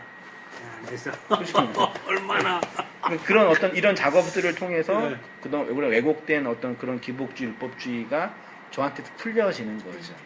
네, 그렇게 말할 수 있는 거. 그렇게 말할 수 있는 어떤 설교권이 형성된 거죠. 저는요. 또 그런 거 보면 또 그런 과정이었으니까 또 하나님 인도하신 거죠. 그럼 3년 여기 어간 동안 하나님이 더 깊이 있는 신앙을 배운 제 인생의 광야 신학교였죠. 그럼 그 말하면 좋잖아요. 근데 또 가봐야지 알죠. 나중에 가봐야지. 진짜 그게 그랬는 건지. 지금까지는 그렇다는 얘기죠. 그렇게 풀면은 그러니까 그게 뭐가 어려운 거냐면 지금 나의 고난이 하나님의 어떤 의미와 가치로 설명이 되면 견딜만 하거든요. 그러니까 목사님 참고 견디면 큰 목회할 수 있어요. 그것이 자기 그렇지. 자아가 있는 상황에서는 안 되죠. 네. 진짜 자아가 죽어가는 과정에서의 그 하나님의 진리와 하나님의 손길이로 느껴질 때나 그게 가능한 그러면 뭐 그 거고. 열방교에 그래서 있는 소망인 애들은 거지. 그러면은 뭐 지 자아가 죽어서 그러면 그게 견디고 앉았냐? 거기서는 저기 에너지를 공급을 아니 해서 자아가 안 죽었기 때문에 되는 거예요. 거기는 자기 의가 있기 때문에 되는 거예요. 에너지를 반대. 공급을 해줘 거기는. 거기에서의 죽음은 이게 너의 성공과 번영의 그 재료가 안 된다고 말할 때 자기가 죽는 거예요. 그렇죠. 근데 된다고 하니까 견디는 거. 그 돈을 받는 거예요. 자기 일하는 페이를 받는 거. 페이를 안 받잖아요. 근데 진짜 더 많은 페이를 받는 거. 차라리 돈을 받으면 돈 받기 때문에 그런 의미는 없거든요. 그러니까 교회에서요. 부교육 참 어려운 참 그런 거야. 교회에서는 부교육자들은 자기 의가 안 생겨요. 그게 왜 안 생긴지 알아요? 돈 받으니까. 돈 받고. 근데 장로나 권사는 자기가 의무회사예요. 왜? 돈 주니까요. 그러니까 오히려 영적인 측면에서 볼 때는 그 권사님 장로한테 불쌍하게 되는 거예요. 그렇죠. 자기 돈 내고 더 나쁜 걸 받으니까. 차라리 교육자는 직업활동이라도 했지. 뭐 월급이 많지 않았지만 차라리 직업활동이라도 했으니까 자기 의는 없잖아요. 하나님 가가지고 나 이거 했어요라고 말은 못할 거 아니에요. 돈 받고 했으니까. 이런 문제가 이제 그렇죠. 형성이 된 거죠. 그러니까 그 젊은 애들이 돈이 없어가지고 거기 계속 그 훈련을 받잖아요. 계속 똑같은 내용을 똑같이 돈을 내고 또 들어야 되거든요. 근데 이제 돈 내고 들어요? 그럼요. 그게 그냥 듣는 건 없어요. 강사들도요. 그러니까 반은 내야 돼요. 그러니까 내가 훈련이 못 들어가- 사는 가운데서도 이 교회를 위해서 돈을 내가면서 내가 이렇게 열심히 한다는 걸 자부심이 그게 페이예요. 자부심이 대단한 거야. 인간이라는 게 영적인 존재이기, 정신적인 존재이기 때문에 그런 페이가 있으니까 하는 그것조차 없으면 안 해요. 못 하죠. 못하죠. 그 되게 어려워요. 우리 마음속에 일어나는 게. 근데 어쨌든 저는 그런 어간에서 그게 아닌 걸 알았으니까 좀 되게 버티는 건 만만치 않았죠. 근데 그렇게 하면서 이제 경제적인 게 힘드니까 어떨 때는 굉장히 힘들잖아요. 죽을 것 같잖아요. 그러다가 한 번씩 이제 또 문이 열리죠. 네, 문이 네, 열리지. 열려서 숨쉬게 이렇게 하시고 인공호흡 페이지가 간증되잖아요. 그거예요, 그거. 들어가는 거예요. 계속. 그거예요. 그거의 반복인 거야. 근데 그러다가 진짜 죽은 분들 계시거든요. 진짜로 이렇게 그러면 도망가는 그냥 있어요. 그거야. 그런 부분을 하는 거. 근데 그런 어간을 지나고 나니까 그게 뭔지 설명이 되니까 어느 정도까지 되는 거죠. 자기 의라는 가치라는 게 버려지는. 그 저는요 거기 처음 저 젊은 애들이 저렇게 주님 앞에 저렇게 열심으로 사는데 자책이 되는 거야. 내가 젊었을 때 그렇게 그냥 열심히 못하고 살았던 게 엄청 자책이 되더라니까요. 그때 그 당시에. 그래서 젊은 애가 교회를 자기 찬양대 설하니까 안 썼어요. 가수인데 옛날에 TV에 나왔던 애인데 찬양을 안 하더라고. 안 하고 이제 자기는 못한다고 그랬을 때 야 내가 나이 50이 넘어서 보니까 내가 젊었을 때 그렇게 못한 게 참 부끄럽더라. 해라. 나중에 나처럼 후회하지 마. 걔 지금도 제가 그 소리 한 것 때문에 되게 지금도 좋은 말이에요. 찬양 지금 좋은 말이야, 이게. 찬양하고 앉아서 지금도 새벽부터 가가지고 그냥 시키는 대로 아니, 다 이게 얼마나 훌륭한 아이고. 얘기예요. 그 소리 내가 예, 지금 생각하면 마음이 아파요 진짜. 그리고 새벽부터 처음 이사를 참 왔구나 전화가 그 앞에 교회 앞으로요. 먼데 살다가 그 어디 저기 무슨 대학교 무슨 저거 시간 강사를 해요 걔가. 근데 이제 그 앞으로 와가지고 이사까지 와가지고 아침마다 주일 아침마다 아침부터 밤늦게까지 이제 봉사하는 거지 줄기장차. 야 미안해 그래서. 아이고. 진짜 집사님 말씀 듣고 감동받아서 하는 거예요. 그러니까 걔 안 할라 그랬어요. 너 그렇게 하면 안 된다. 교육장 되게 잘하셨을 것 같아요, 진짜. 너 그렇게 하면 안 된다. 이제 하여튼 그랬었어요. 그래가지고 그 자기 부인이 되는 방향으로 간다는 게 참 진짜 딱 하나의 길이에요, 진짜요. 참 이게 딱 하나뿐이 없어요. 진짜 그 딱 하나뿐이 없어요. 모든 거 다 해도 그 하나뿐이 없더라고요. 예. 참 그게 그렇습니다. 네. 그래서 그렇게 좀 이렇게 그러니까 어쨌든 현실은 잘 풀리고 풀려지고 또 이렇게 살만하고 그렇게 됐으면 좋겠어요. 근데 또 현실적으로 보면은요, 또 밥 세 끼 못 먹고 잘 것도 없고 막 그런 건 또 아니거든요, 우리 인생. 상대성 빈곤이 많아. 그러니까요. 예, 다 상대적인 그렇죠. 박탈감 때문에 그런 거지. 진짜 막 물론 그런 분도 계시긴 계시지만 막 뭐 잘 것도 없고 먹을 거 없어가지고 막 굶어 죽고 막 그런 건 아니거든요. 우리의 고통은요. 그런 것도 측면에 볼 때는 또 의미도 없는 거죠. 사실은 어떤 그런 측면을 볼 때는. 저가 이렇게 경험을 볼 때는 제일 큰 게 그 인사 못하는 거. 예를 들어서 맞아요. 그쵸? 이 상대가 가서 좀 이렇게 저기 해야 되는데 그게 안 될 때. 예. 근데 내 생활은 되거든요. 근데 그게 안 되거든요. 근데 그리고 그때 진짜 맞아. 예. 그것도 그러고 또 내 상황에서는 안 해야 돼. 근데 어떻게든 해요. 그럴 때 너무 이거 아닌데 싶으면서도 해. 그러고 나서 나는 엄청 힘들지. 그 힘들고. 그거 메꾸려고. 예, 메꿀 이제 그게 그죠, 네. 선생님. 그러니까 이게 아닌데 했으면서도 그걸 옛날에는 그랬어요. 그러니까 그냥 당연히 해야지 하고 했지만 직업에 와서 그걸 하고도 이제 힘들어지니까. 근데 이게 과연 내가 잘한 짓인가 후회를 하면서도 못한 또 짓인가. 안 하면 또 예, 자책감이 부담 나 예, 어떻게 예, 볼까 예, 걱정도 예. 되고. 그러니까요. 그리고 만약에 예를 들어가지고 이 사람한테 내가 없으면 그냥 5만 원 해도 돼. 그때 굳이 이제 10만 원 해. 예를 들어 빚을 내서 세면체리로. 그게 전적으로 무화과 나무 어. 2% 2% 치마 만들 입은 사람들의 전형적인 거야. 나 또한 똑같아. 뭐 내가 저거 한다는 게 아니라 이게 진짜 뭐 진짜 그럼 가죽 어떡해. 옷으로 응. 그 방법은 가죽 옷으로 하나님이 해준 가죽 옷을 입는 거밖에 없는 거야. 예, 아무튼 예, 그런 인생의 문제들을 이렇게 말씀이랑 또 이렇게 연륜을 통해서 잘 이렇게 풀어내시면 좋겠어요. 그 갖고 있으면. 그렇습니다. 아무튼 환란이 그 말씀에 장악당하여 율법으로 설명되는 이 코스모스의 세상에서 하늘의 씨를 말씀으로 받은 성도는 그 말씀을 잉태하고 자라게 하고 낳는 여자의 역할을 하게 됩니다. 그러한 역사 속 성도의 삶의 다양성을 의롭다함을 받음, 화평, 은혜, 영광, 환란, 인내, 연단 등으로 설명하고 말씀으로 말미암아 성도가 경험하는 1차적인 환란은 1차적인 거예요. 말씀에 의해 장악당하여 자신의 선악 판단의 주체성이 조금씩 삭제당하여 하나로 보게 하는 진리로 온전해지는 것입니다. 율법에서 은혜로 움직이는 것, 이원론적인 선악 구조에서 일원론적인 완성으로 지향할 때 경험되는 고통이라는 것입니다. 그러니까 인간은 무슨 얘기를 듣든지 자기 입장에서 정당화할 수 있는 거리를 만들거든요. 그래서 김범선 목사님 설교 중에 이제 뭐 그런 의도는 아니었겠지만 망하는 것이 주님의 뜻입니다라는 그런 얘기를 할 때 현실 속에서 망한 분들이 많이 계시거든요. 그런 얘기를 들으면서 1차적으로 내가 왜 그랬을까라는 자책감에서는 해방이 돼요.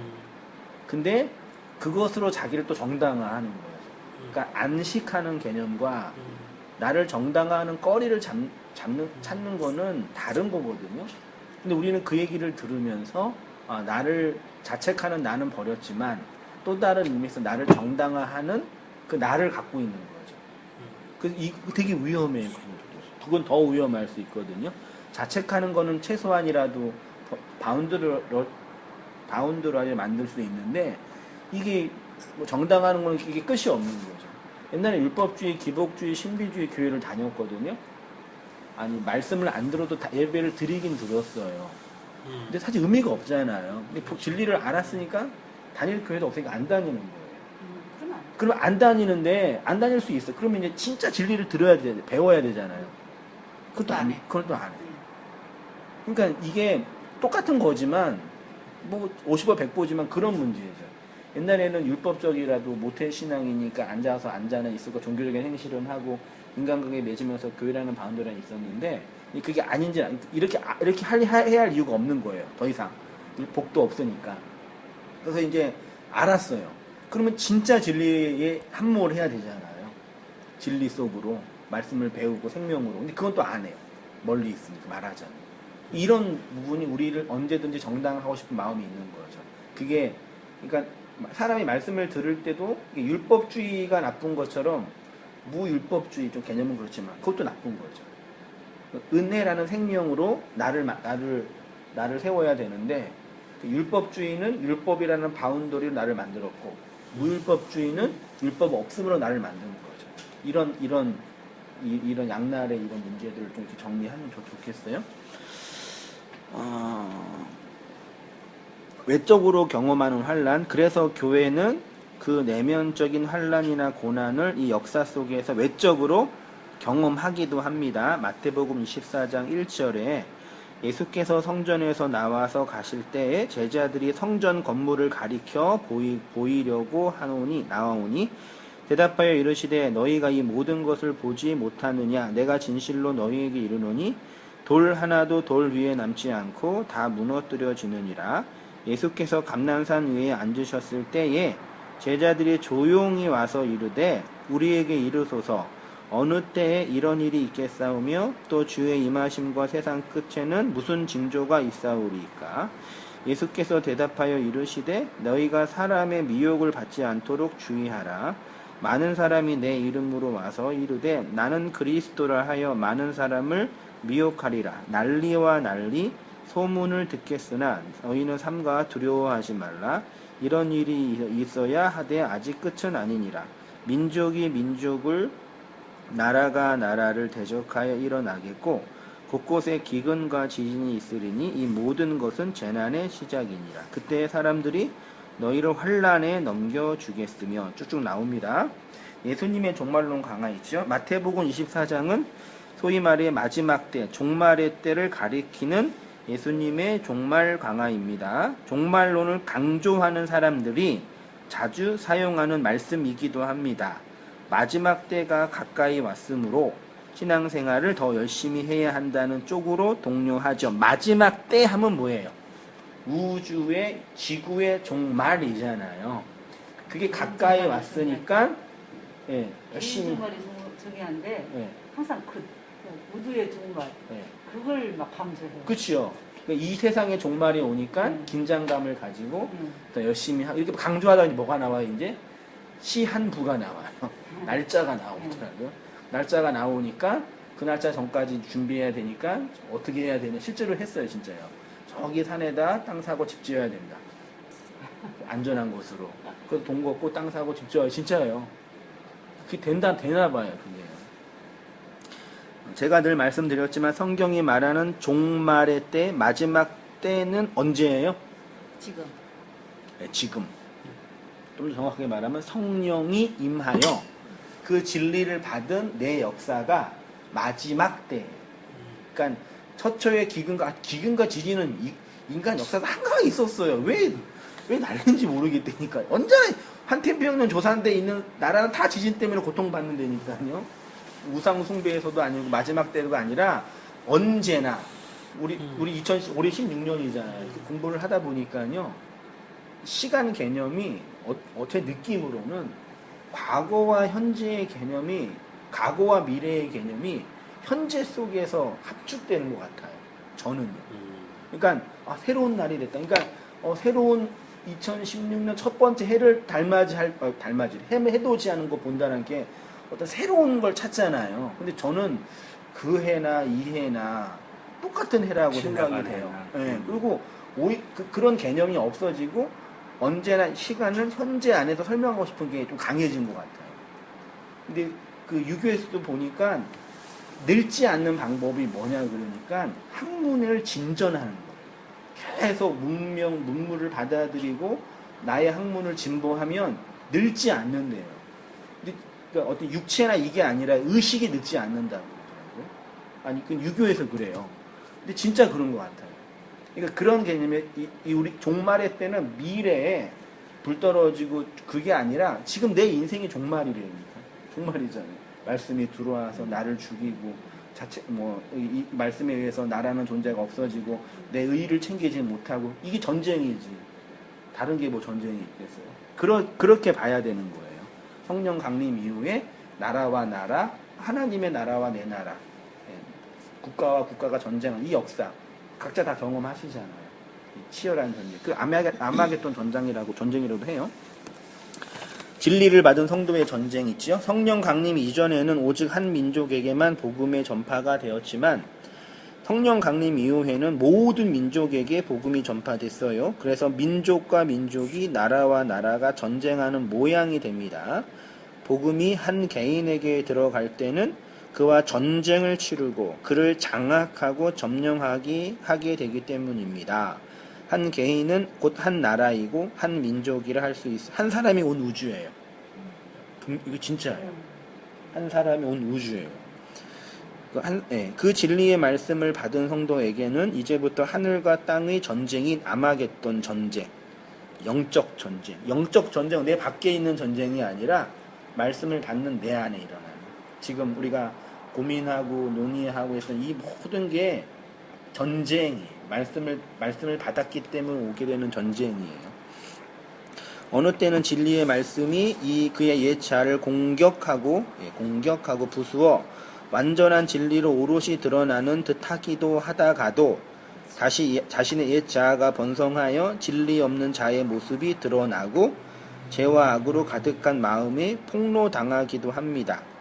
그러나 궁극적으로 진리의 말씀이 그를 장악하여 완전한 하나님의 나라로 완성해 가게 되는 것이 성도의 구원의 서정입니다. 그러니까 이거 우리가 하나님의 말씀으로 내가 말씀으로 온전해지는 과정도 있고 또 내 안에 있는 자아가 일어나서 나를 죽이는 과정이 있거든요. 그러니까 이런 걸 자책이나 반성으로 반성해야죠. 사역하는데 왜 반성을 안 해요? 설교하는데 오늘 설교가 뭐가 문제인지 고민해야죠. 근데 그거랑 진리 안에서 나를 자책하는 거랑 다른 개념이에요. 그게 아마겟돈, 죽고 죽이는 전쟁이고요.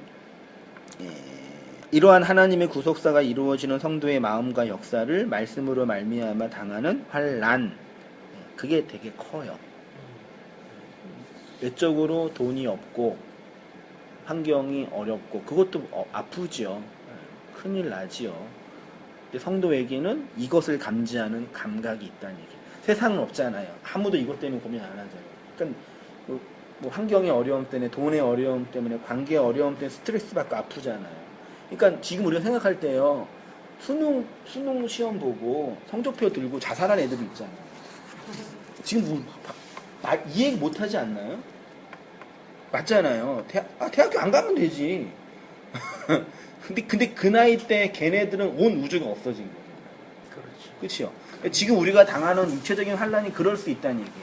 아무것도 아닌데 이 나이에 먹고 그때 이렇게 보면 대학 아무것도 아니는데 이제 참 그걸 반론을 제시하는데요. 그러니까 그때는 어렸을 때 아이들이 거품 가지고 싸고 우리 애들도 그러거든요. 거품 가지고 싸고 죽이고 막 때리고 막 진짜 패더라고. 거품 갖고 왔다고 큰 애가 막 주먹으로 패요. 막 울고 그러는데 지나고 나면 그 거품이었잖아요. 그게 지금 우리 현실에 당하는 고통이 아무것도 아니라는 개념이 아니에요. 그렇게 이해하시지 마세요. 그거 무시 못해요. 근데 그걸 영혼에 잇대어서 볼 때는 그냥 사라질 거라고요. 성도는 그걸 안다고요. 그걸 알기 때문에 이거를 무시한다도 아니에요. 이걸 알기 때문에 이걸 설명하는 게 죽는 거예요. 이걸 받는 게. 영혼을 향해서 지금의 고난을 해석하는 게 그게 죽음이에요. 그렇죠? 근데 그거를 우리가 말씀을 통해서 하나하나 배워서 가는 거죠. 그게 인내, 소망 등등으로 표현했고요. 진리로 말미암아 환난 속에서 즐거워함. 그래서 오직 진리의 말씀을 받은 성도만 환난 속에서 즐거워하는 일체의 비결을 발견하게 됩니다. 미친 사람처럼 그냥 즐거워하는 것이 아니라 자신의 마음과 인생 속에서 침투해 들어와 나를 하나님의 나라로 만들어가는 그 진리로 말미암아 감사하고 만족하며 안식합니다. 여인이 임신하고 아이 낳을 때는 고통스러워하지만 그 아이 낳은 기쁨으로 임신과 출산의 고통을 잊는 것과 같은 것입니다. 성도는 이렇게 이미 얻은 구원과 아직 완성되지 않은 구원 사이에서 완성해 가는 생명으로 기뻐할 수 있습니다. 끝입니다. 한 줄 소감 말씀하시고 마치겠습니다. 전사님 먼저. 네. 할까요?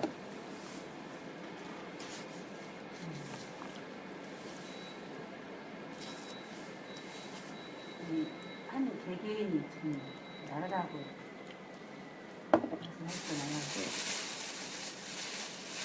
저는 그래서 이렇게 야곱을 이렇게 이제 형을 피해서 삼촌 집에 갔다가 돌아오는 그 과정을 보면서 갈 때는 개인으로 가더라고요. 네. 근데 돌아오면서 하나님과 그의 천사 싸운 다음에 이제 이집트 이스라엘을 할 때 민족을 이루고 있잖아요. 그게 한 나라가 되는 그걸 봤거든요. 근데 여기서 보니까 오늘 말씀을 통해서 그게 정확한 것인지. 나라죠. 그러니까 개인이 신약 성경에 말하는 나라의 개념은 그러니까 나라는 한 사람이에요. 네, 그러니까 거기서 그걸 봤는데 지금 그러니까 그래서 내가 나라구나. 네. 한 나라 개체가 한 나라가 됐구나.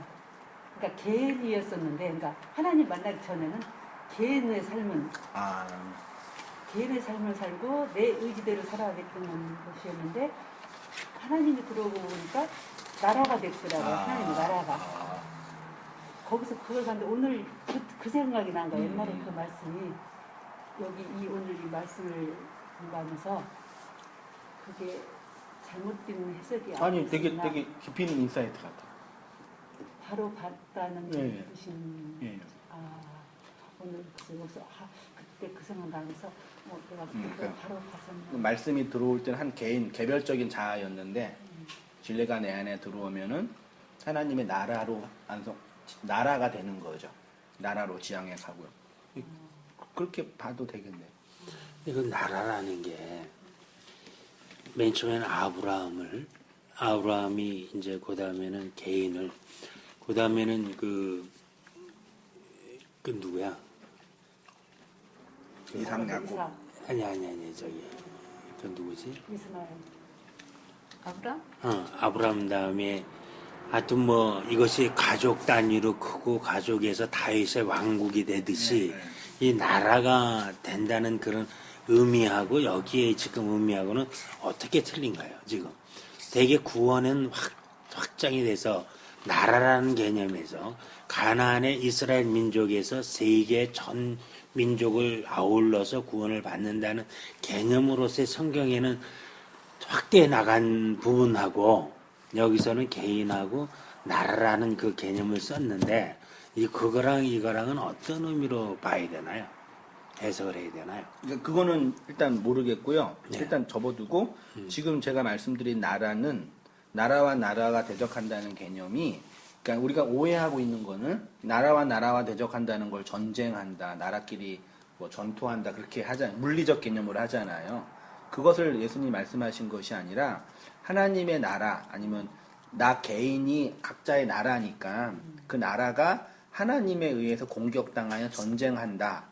그렇게 해석한 거죠. 여기 안에 하나님의 나라가 나한테 침투에 들어와서 전쟁이 일어난다. 그렇게 해석하면은 전체 교회에 대한 해석이 되지요. 그냥 물리적 개념의 나라가 아니니까. 그러니까 이게 24장 해석이 되게 어려워요, 진짜요. 요거를 종말의 때 그래가 대부분 다 거의 모든 사람. 그러니까 저는 좀 아쉬운 게 루이스 볼크 조지 신학책이랑 그 다음에 그 성경 신학책 그 책 한 것만 보더라도 이 종말의 때, 종말의 시작은 시간적, 물리적이 아니라 구속사적인 관점에서거든요. 분명히 얘기해요. 신학책에서요. 근데 거의 모든 교회에서 이 세대주의가 강해서 그런 건지 다 이거를 시간적으로 보는. 특히 종말론층이 중요해서. 그리고 그 마지막 때 가까이 왔으니까 우리가 신앙생활 열심히 하자라는 쪽으로. 지나고 보니까 순복음 이게 세대주의가 네, 강해요.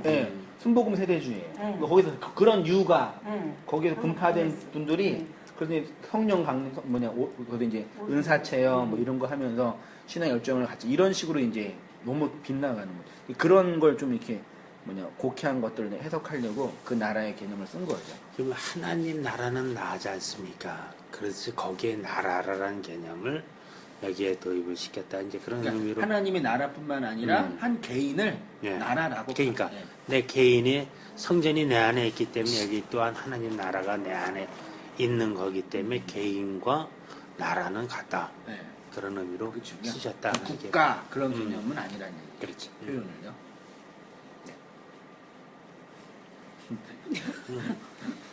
아까 아니 아까 저기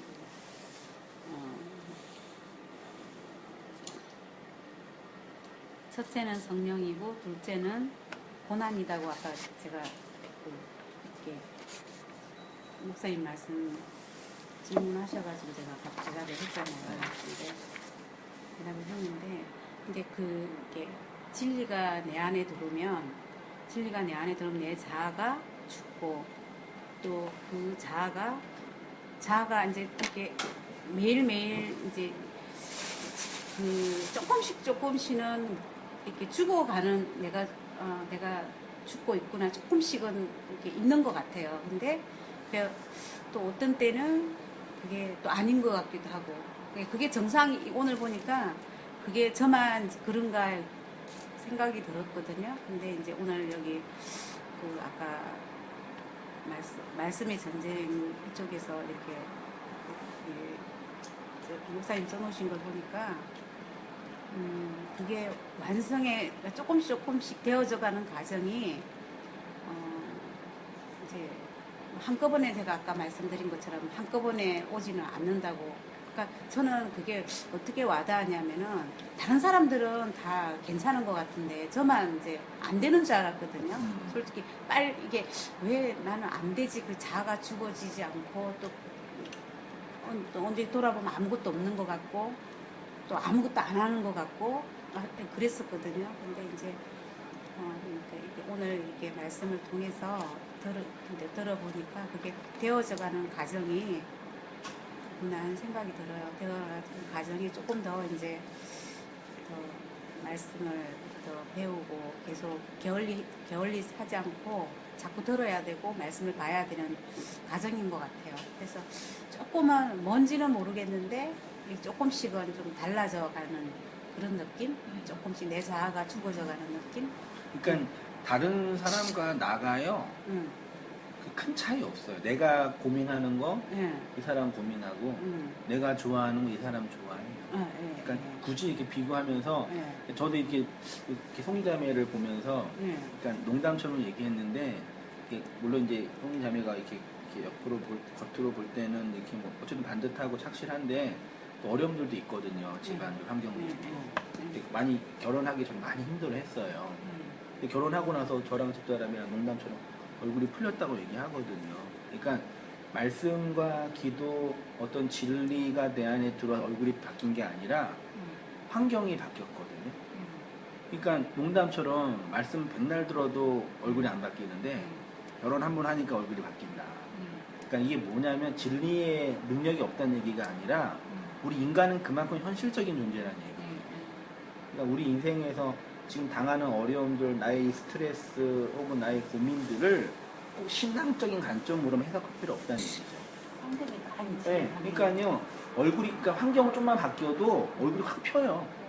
월급 10만 원만 올라가도 얼굴 확 피잖아요. 사람이.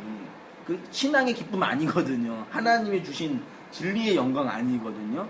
그게 나쁜 게 아니라 우리 현실에, 그러니까 이 현실을 살면서 이 진리나 말씀, 이게 나를 공격하는 과정이 있는데 또 한편으로 생각할 때는 이 현실의 문제를 적절하게 해결하고 풀어내는 것이 우리의 삶을 윤택하게 하는 거예요. 이걸 분리해 놔서 이거는 세상일, 이거는 신앙일 이렇게 이런 식의 이게 더 안 좋은 거죠. 오히려 그러니까 현실적으로 말씀의 말씀을 듣고 진리를 들어서 내 생활이 기쁜 것보다는 현실의 문제나 내가 바라는 것들의 현실의 문제가 하나하나 해결되는 과정 속에서 내가 기뻐요.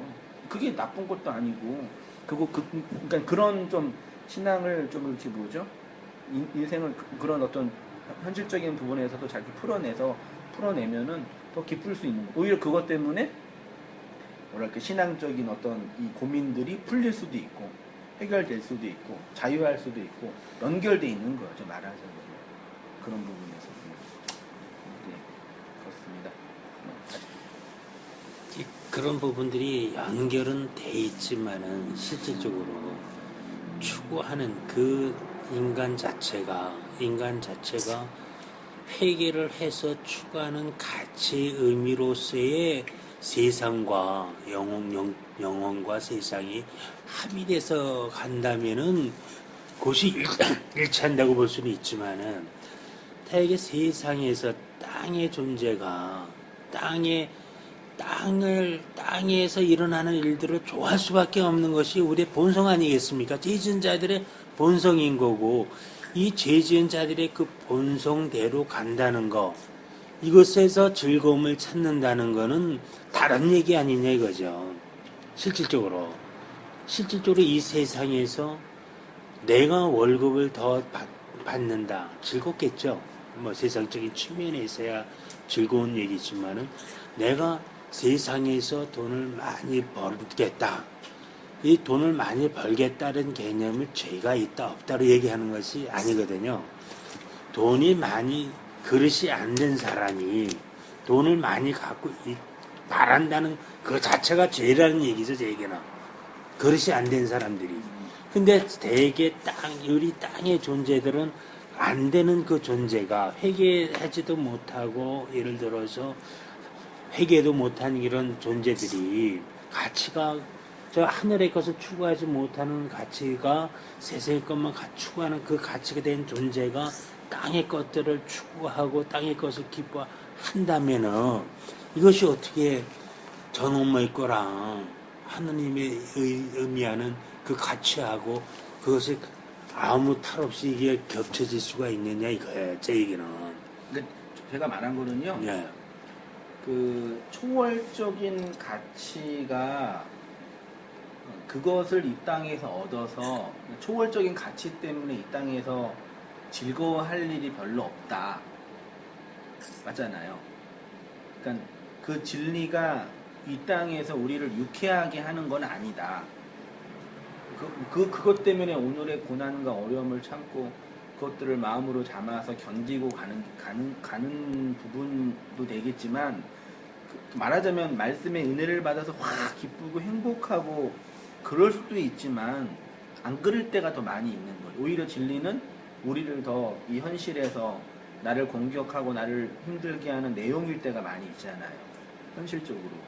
근데 우리는 현실에 살기 때문에 이 현실 안에서 얻게 되는 기쁨과 만족이 있고 그것들을 풀을 때 우리의 현실의 삶이 윤택하게 된다는 얘기죠. 이게 뭐 제 생각도 큰 다른 건 아니지만 실질적으로 예수는 그리스도요, 예수는 주라고 했듯이 우리는 이 그리스도와 주를 다 잡아야만 온전한 신앙인인 거고 그리스도 안에서 삶이라고 우리는 보고 있지 않습니까? 그러나 대개 종교인들은 예수는 그리스도라는 것 자체만 보고 있기 때문에 구원의 주만 보고 있기 때문에 사실은 반쪽짜리인 거고 올바로 종교인이라고 평가가 될 수 있는 부분들이 될 수 있지 않냐 이거죠. 그러면 우리가 예수는 주라는 것은 우린 종된 자로서 그리스도가 간 십자가의 길, 그 길,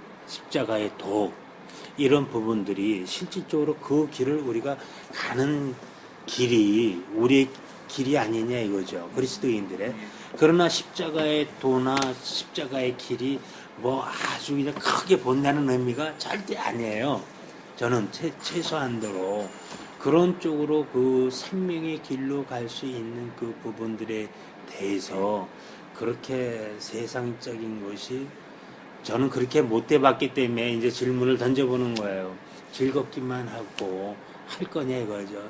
세상에서 추구하는 그 가치가 그렇게 그것이 이 진리로 함몰돼가는 이 과정에서 이것이 가치 있어지게 되느냐 이 얘기를 난 그렇게 되지 못했기 때문에 이제 질문을 이제 던져보는 거예요. 가치가 없죠, 그것은 이 그렇다면 가치가 없는 자체가 아까도 말씀하셨지만 거품 갖고 싸움을 하듯이 어렸을 때 그 과정 땅 따먹게 해가지고 그땐 죽을 똥 말똥 싸웠던 그 과정들처럼 유치해지지 않냐 이거죠.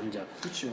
점점 이 세상의 일들이 점점 유치해지고 이 진리를 알아감으로 인해서 세상의 것들은 값어치가 없어져 가는데 거기에 올인할 수도 없는 거지 않냐 이거죠.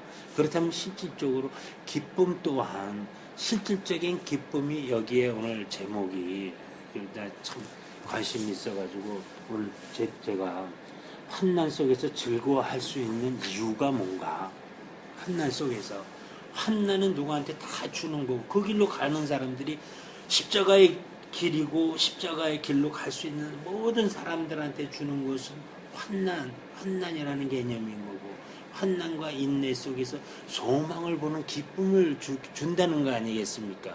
그렇다면 실질적으로 그런 길로 갔을 때 기쁨이 실질적으로 진정한 기쁨이 오는 게 아니냐 이제 그 말씀드리고 싶은 거고 그렇다면 세상 쪽에서 목사님의 말씀도 내가 뭐 이제 전적으로 그런 측면이 아니라는 거는 저도 내용은 알고는 있겠지만은 제가 보는 거는 실질적으로 세상에서 주는 부분들에 대해서는 점점 기쁨이라 이것이 등한시되어져 가는 것은 아니냐 이제 이런 부분들을 한번 여쭤보고 싶은 거 있어요. 네, 그렇죠.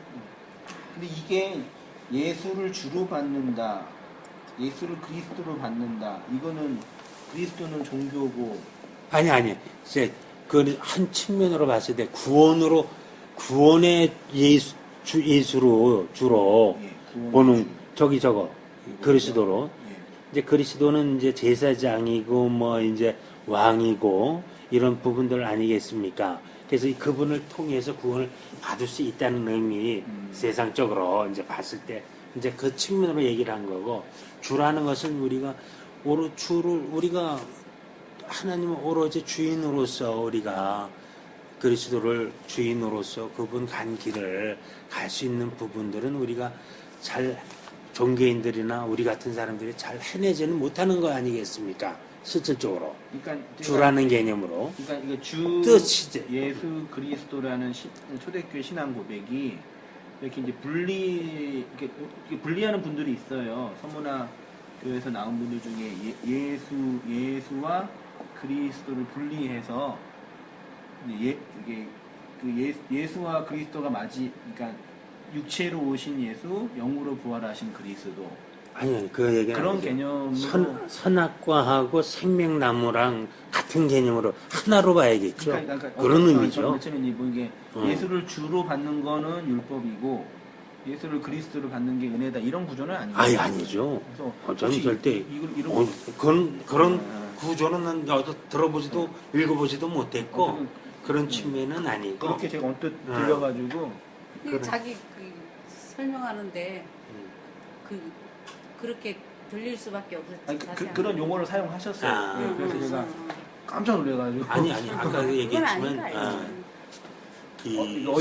어디서 보셨는지 아니요 저는 본 적도 예수 그리스도는 말 그대로 제 생각은 선악과와 생명나무와 같은 의미가 아니냐. 이제 하나 십자가를 사이에 두고서 예를 들어서 십자가를 사이에 두고서 십자가를 통과한 그리스도 부활의 그리스도 이제 성령 뭐 이제 그런 개념으로 이제 본 거라는 얘기죠. 그러니까 제가 말하고 싶은 거는요. 그러니까 뭐 소위 말해서 이제 초월의 영역과 현실의 영역이 있는데 여기서 말하는 환난과 여기서 환난이 다른다는 얘기죠. 여기서 말하는 기쁨과 기쁨이 좀 달라요. 그러니까 여기 제목이 환난 속에서 즐거워한다는 개념은 역사 속에 있는 성도가 초월의 환난을 경험하는 거거든요. 여기서 경험하고 그러니까 여기에서 우리가 이걸 경험하니까 이 세상이 말하는 환난, 사실 저 개인적으로 볼 때는 환난 속에 있거든요. 예, 현실적으로 봐도 그렇고요. 근데 제가 해석하는 환난은 이런 거는 아니거든요. 재정적으로 어렵고 막 그 참고 견뎌야지. 그건 아니에요. 내가 그걸 바라고 있었으면은 이건 잘못된 거거든요. 그러니까 그걸 제가 말하고 싶은 거예요. 그러니까 이 언어 자체가 어려운 게 그거예요. 지금 환란을 참자 할 때 그 얘기를 제가 말씀을 드릴 때 아까 제가 말씀드린 것처럼 이 개척의 현장에서 맨 처음에 제가 전도사에 있었을 때는 그 목사님 뭘 얘기했는지 전도사님 그만두고 이제 목사로 갈 때 그 교회 목사님이 그때 사람이 70만 원 주고 살았거든요. 3년 동안. 죽는 줄 알았지만 근데 이제 공산교회라 하시잖아요. 거기는 이제 목사 때니까 상관이 없었고 거기 다 사택도 주니까 전도사 때는 이제 학생이니까 그런 거죠. 저 정도 늦게 또 신학했으니까. 많이 주셨네요. 20만 원. 저 열방교에 40만 원 줘요. 거기 안 주는 거예요. 어떻게 말이 돼요 그게요. 아무튼 뭐 그런데 이거 다 끝나고 나서 이제 목사님과 사모님이 이제 전도사님이 이제 재정적인 고난은 없을 거라고 이제 인간관계를 시험에 한 그렇게 말한다니까요. 난 그거 끔찍해가지고 그런 식은 아니에요. 말도 안 돼. 그런 식으로 우리가 이 환란과 고난을 해석한다는 얘기죠. 이거는 요거 상관이 없다니까요. 아무짝에 상관이 없어요. 그냥 내가 힘든 거예요. 말하자면요. 오히려 지금 개척하고 있는 친구들이나 부목사로 있는 애들은 저를 부러워해요. 맞아요. 왜 그러냐면 자리 잡은 것 같이 보이거든요. 아니 개척하면 한 사람도 없대요. 네. 안 온대요. 생각도 없는. 근데 어쨌든 하니까 부러워해 걔네들은. 근데 걔네들 입장에서 나는 완전히 성공한 목사잖아요. 말하자면요. 근데 나는 환란 속에 있거든. 저는요. 다른 거란 얘기죠. 그런 이렇게 오해되니까 현실에서 문제들을 접어두고 요거를 얘기한 거고. 근데 그치만 이 현실의 문제는 이게 다른 개념이니까 여기에서 우리가 살면 해결하는 문제들은 이것들을 통해서 얻게 되는 기쁨이 있다. 그런 그 만족감 살 수 있는 거다라고 이제 푼 거죠. 말하자면 그렇게 계속 공부하면 할수록 힘들더라고요. 신학적으로 환란을 견딥시다 하면은 이렇게 이 시대가 말하는 환란, 내가 오해하고 있는 환란, 성경에 말하고 있는 환란 다 달라 버리니까 그렇죠. 이게 이걸 조합해서 잘 말씀드리는 게 이제 설교자가 준비해야 할 가장 어려운데, 그러면 제가 머리가 터져요, 진짜요. 저도 그런 편견 속에 있고, 또 세상도 그렇고, 성경은 또 성경도 그럴 수도 있으니까. 그런 부분을 또 그렇게 좀 이해하셔서 잘. 어제 어진 소리를 하고 왔어요. 먼병 가가지고. 듣는 사람은 좀 아플 거야. 막, 집사님 기도하면, 권사님 기도하면 다들 그러고 갔을 거 아니야. 그쪽 교회에서. 저는 이모가 가가지고. 준비하라 그랬어요. 지금 들을 것도 없다. 섭할 것도 없다. 잠시 입이라는 거니까. 그렇게 해버렸어요. 막. 근데 병원에 있는 분들한테는 좀 조심스럽게 해야 되겠더라고요. 근데 이제 벌써 1년 가까이 지나면서 이제 많이 이렇게 준비하시는 거구나. 했더라고요. 그게 참 어려워요. 그러니까 네. 잘 얘기해서 준비하게 해야 되는지, 아니면 희망을 줘서 좀 견디게 해야 갔을 되는지. 때는 이 기도를 어떻게 할까 막 이게 진짜 힘들더라고요. 처음에 건너 갔을 때는 기도를 해달라는데 막 그랬어요. 근데 그때도 그랬어요. 그냥 어떤 상황이 닥칠지라도 하나님 붙잡을 수 있는 그런 믿음을 가진 소유자가 되게 해달라고 그냥 그렇게 기도만 했거든요. 이번에 가가지고 그냥 했더니 얘가 또 한 고기를 넘겼더라고요. 미친 사이에. 그래서 그렇게 기도하고 있어. 그러더라고요. 뭐라 그러세요, 선생님? 네? 뭐라 그래요?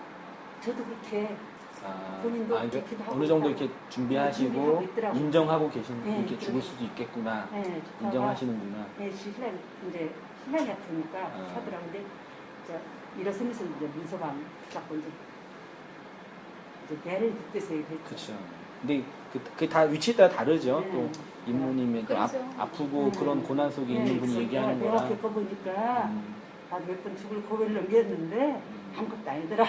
근데 그렇게 되면은 그냥 다 데려놓더라. 그냥 하나님 만나는 그 기쁨만 갖고 있어라. 그랬더니 그렇죠. 받아들이더라고요. 맞죠. 이렇게 상황에 따라 다르죠. 네. 그냥 누구 와서 얘기하는 거랑. 그냥 다 죽은 사람한테도 그냥 희망 주고 막 그런 건 아니더라고요. 음.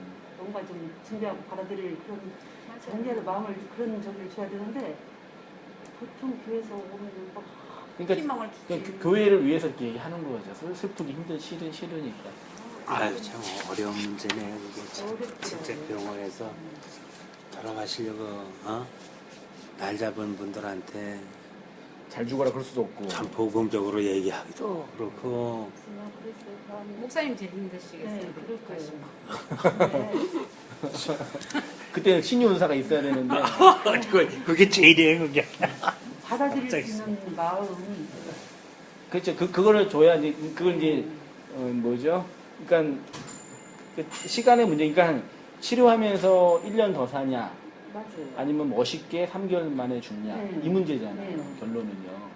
그러니까 그런 문제를 교회는 자꾸 이제 치료할 수 있는 쪽으로 얘기하는데. 처음에 딱 그 소식 들을 때 분명 힘들게 다 해놓고 다 까먹고 죽을 것 같더라고요. 암이 그러죠. 네. 결국은 그렇게 하더라고요 지금. 어차피 그걸 나중에 하더라고요. 네. 아. 그러니까 우리 삼자들은 우리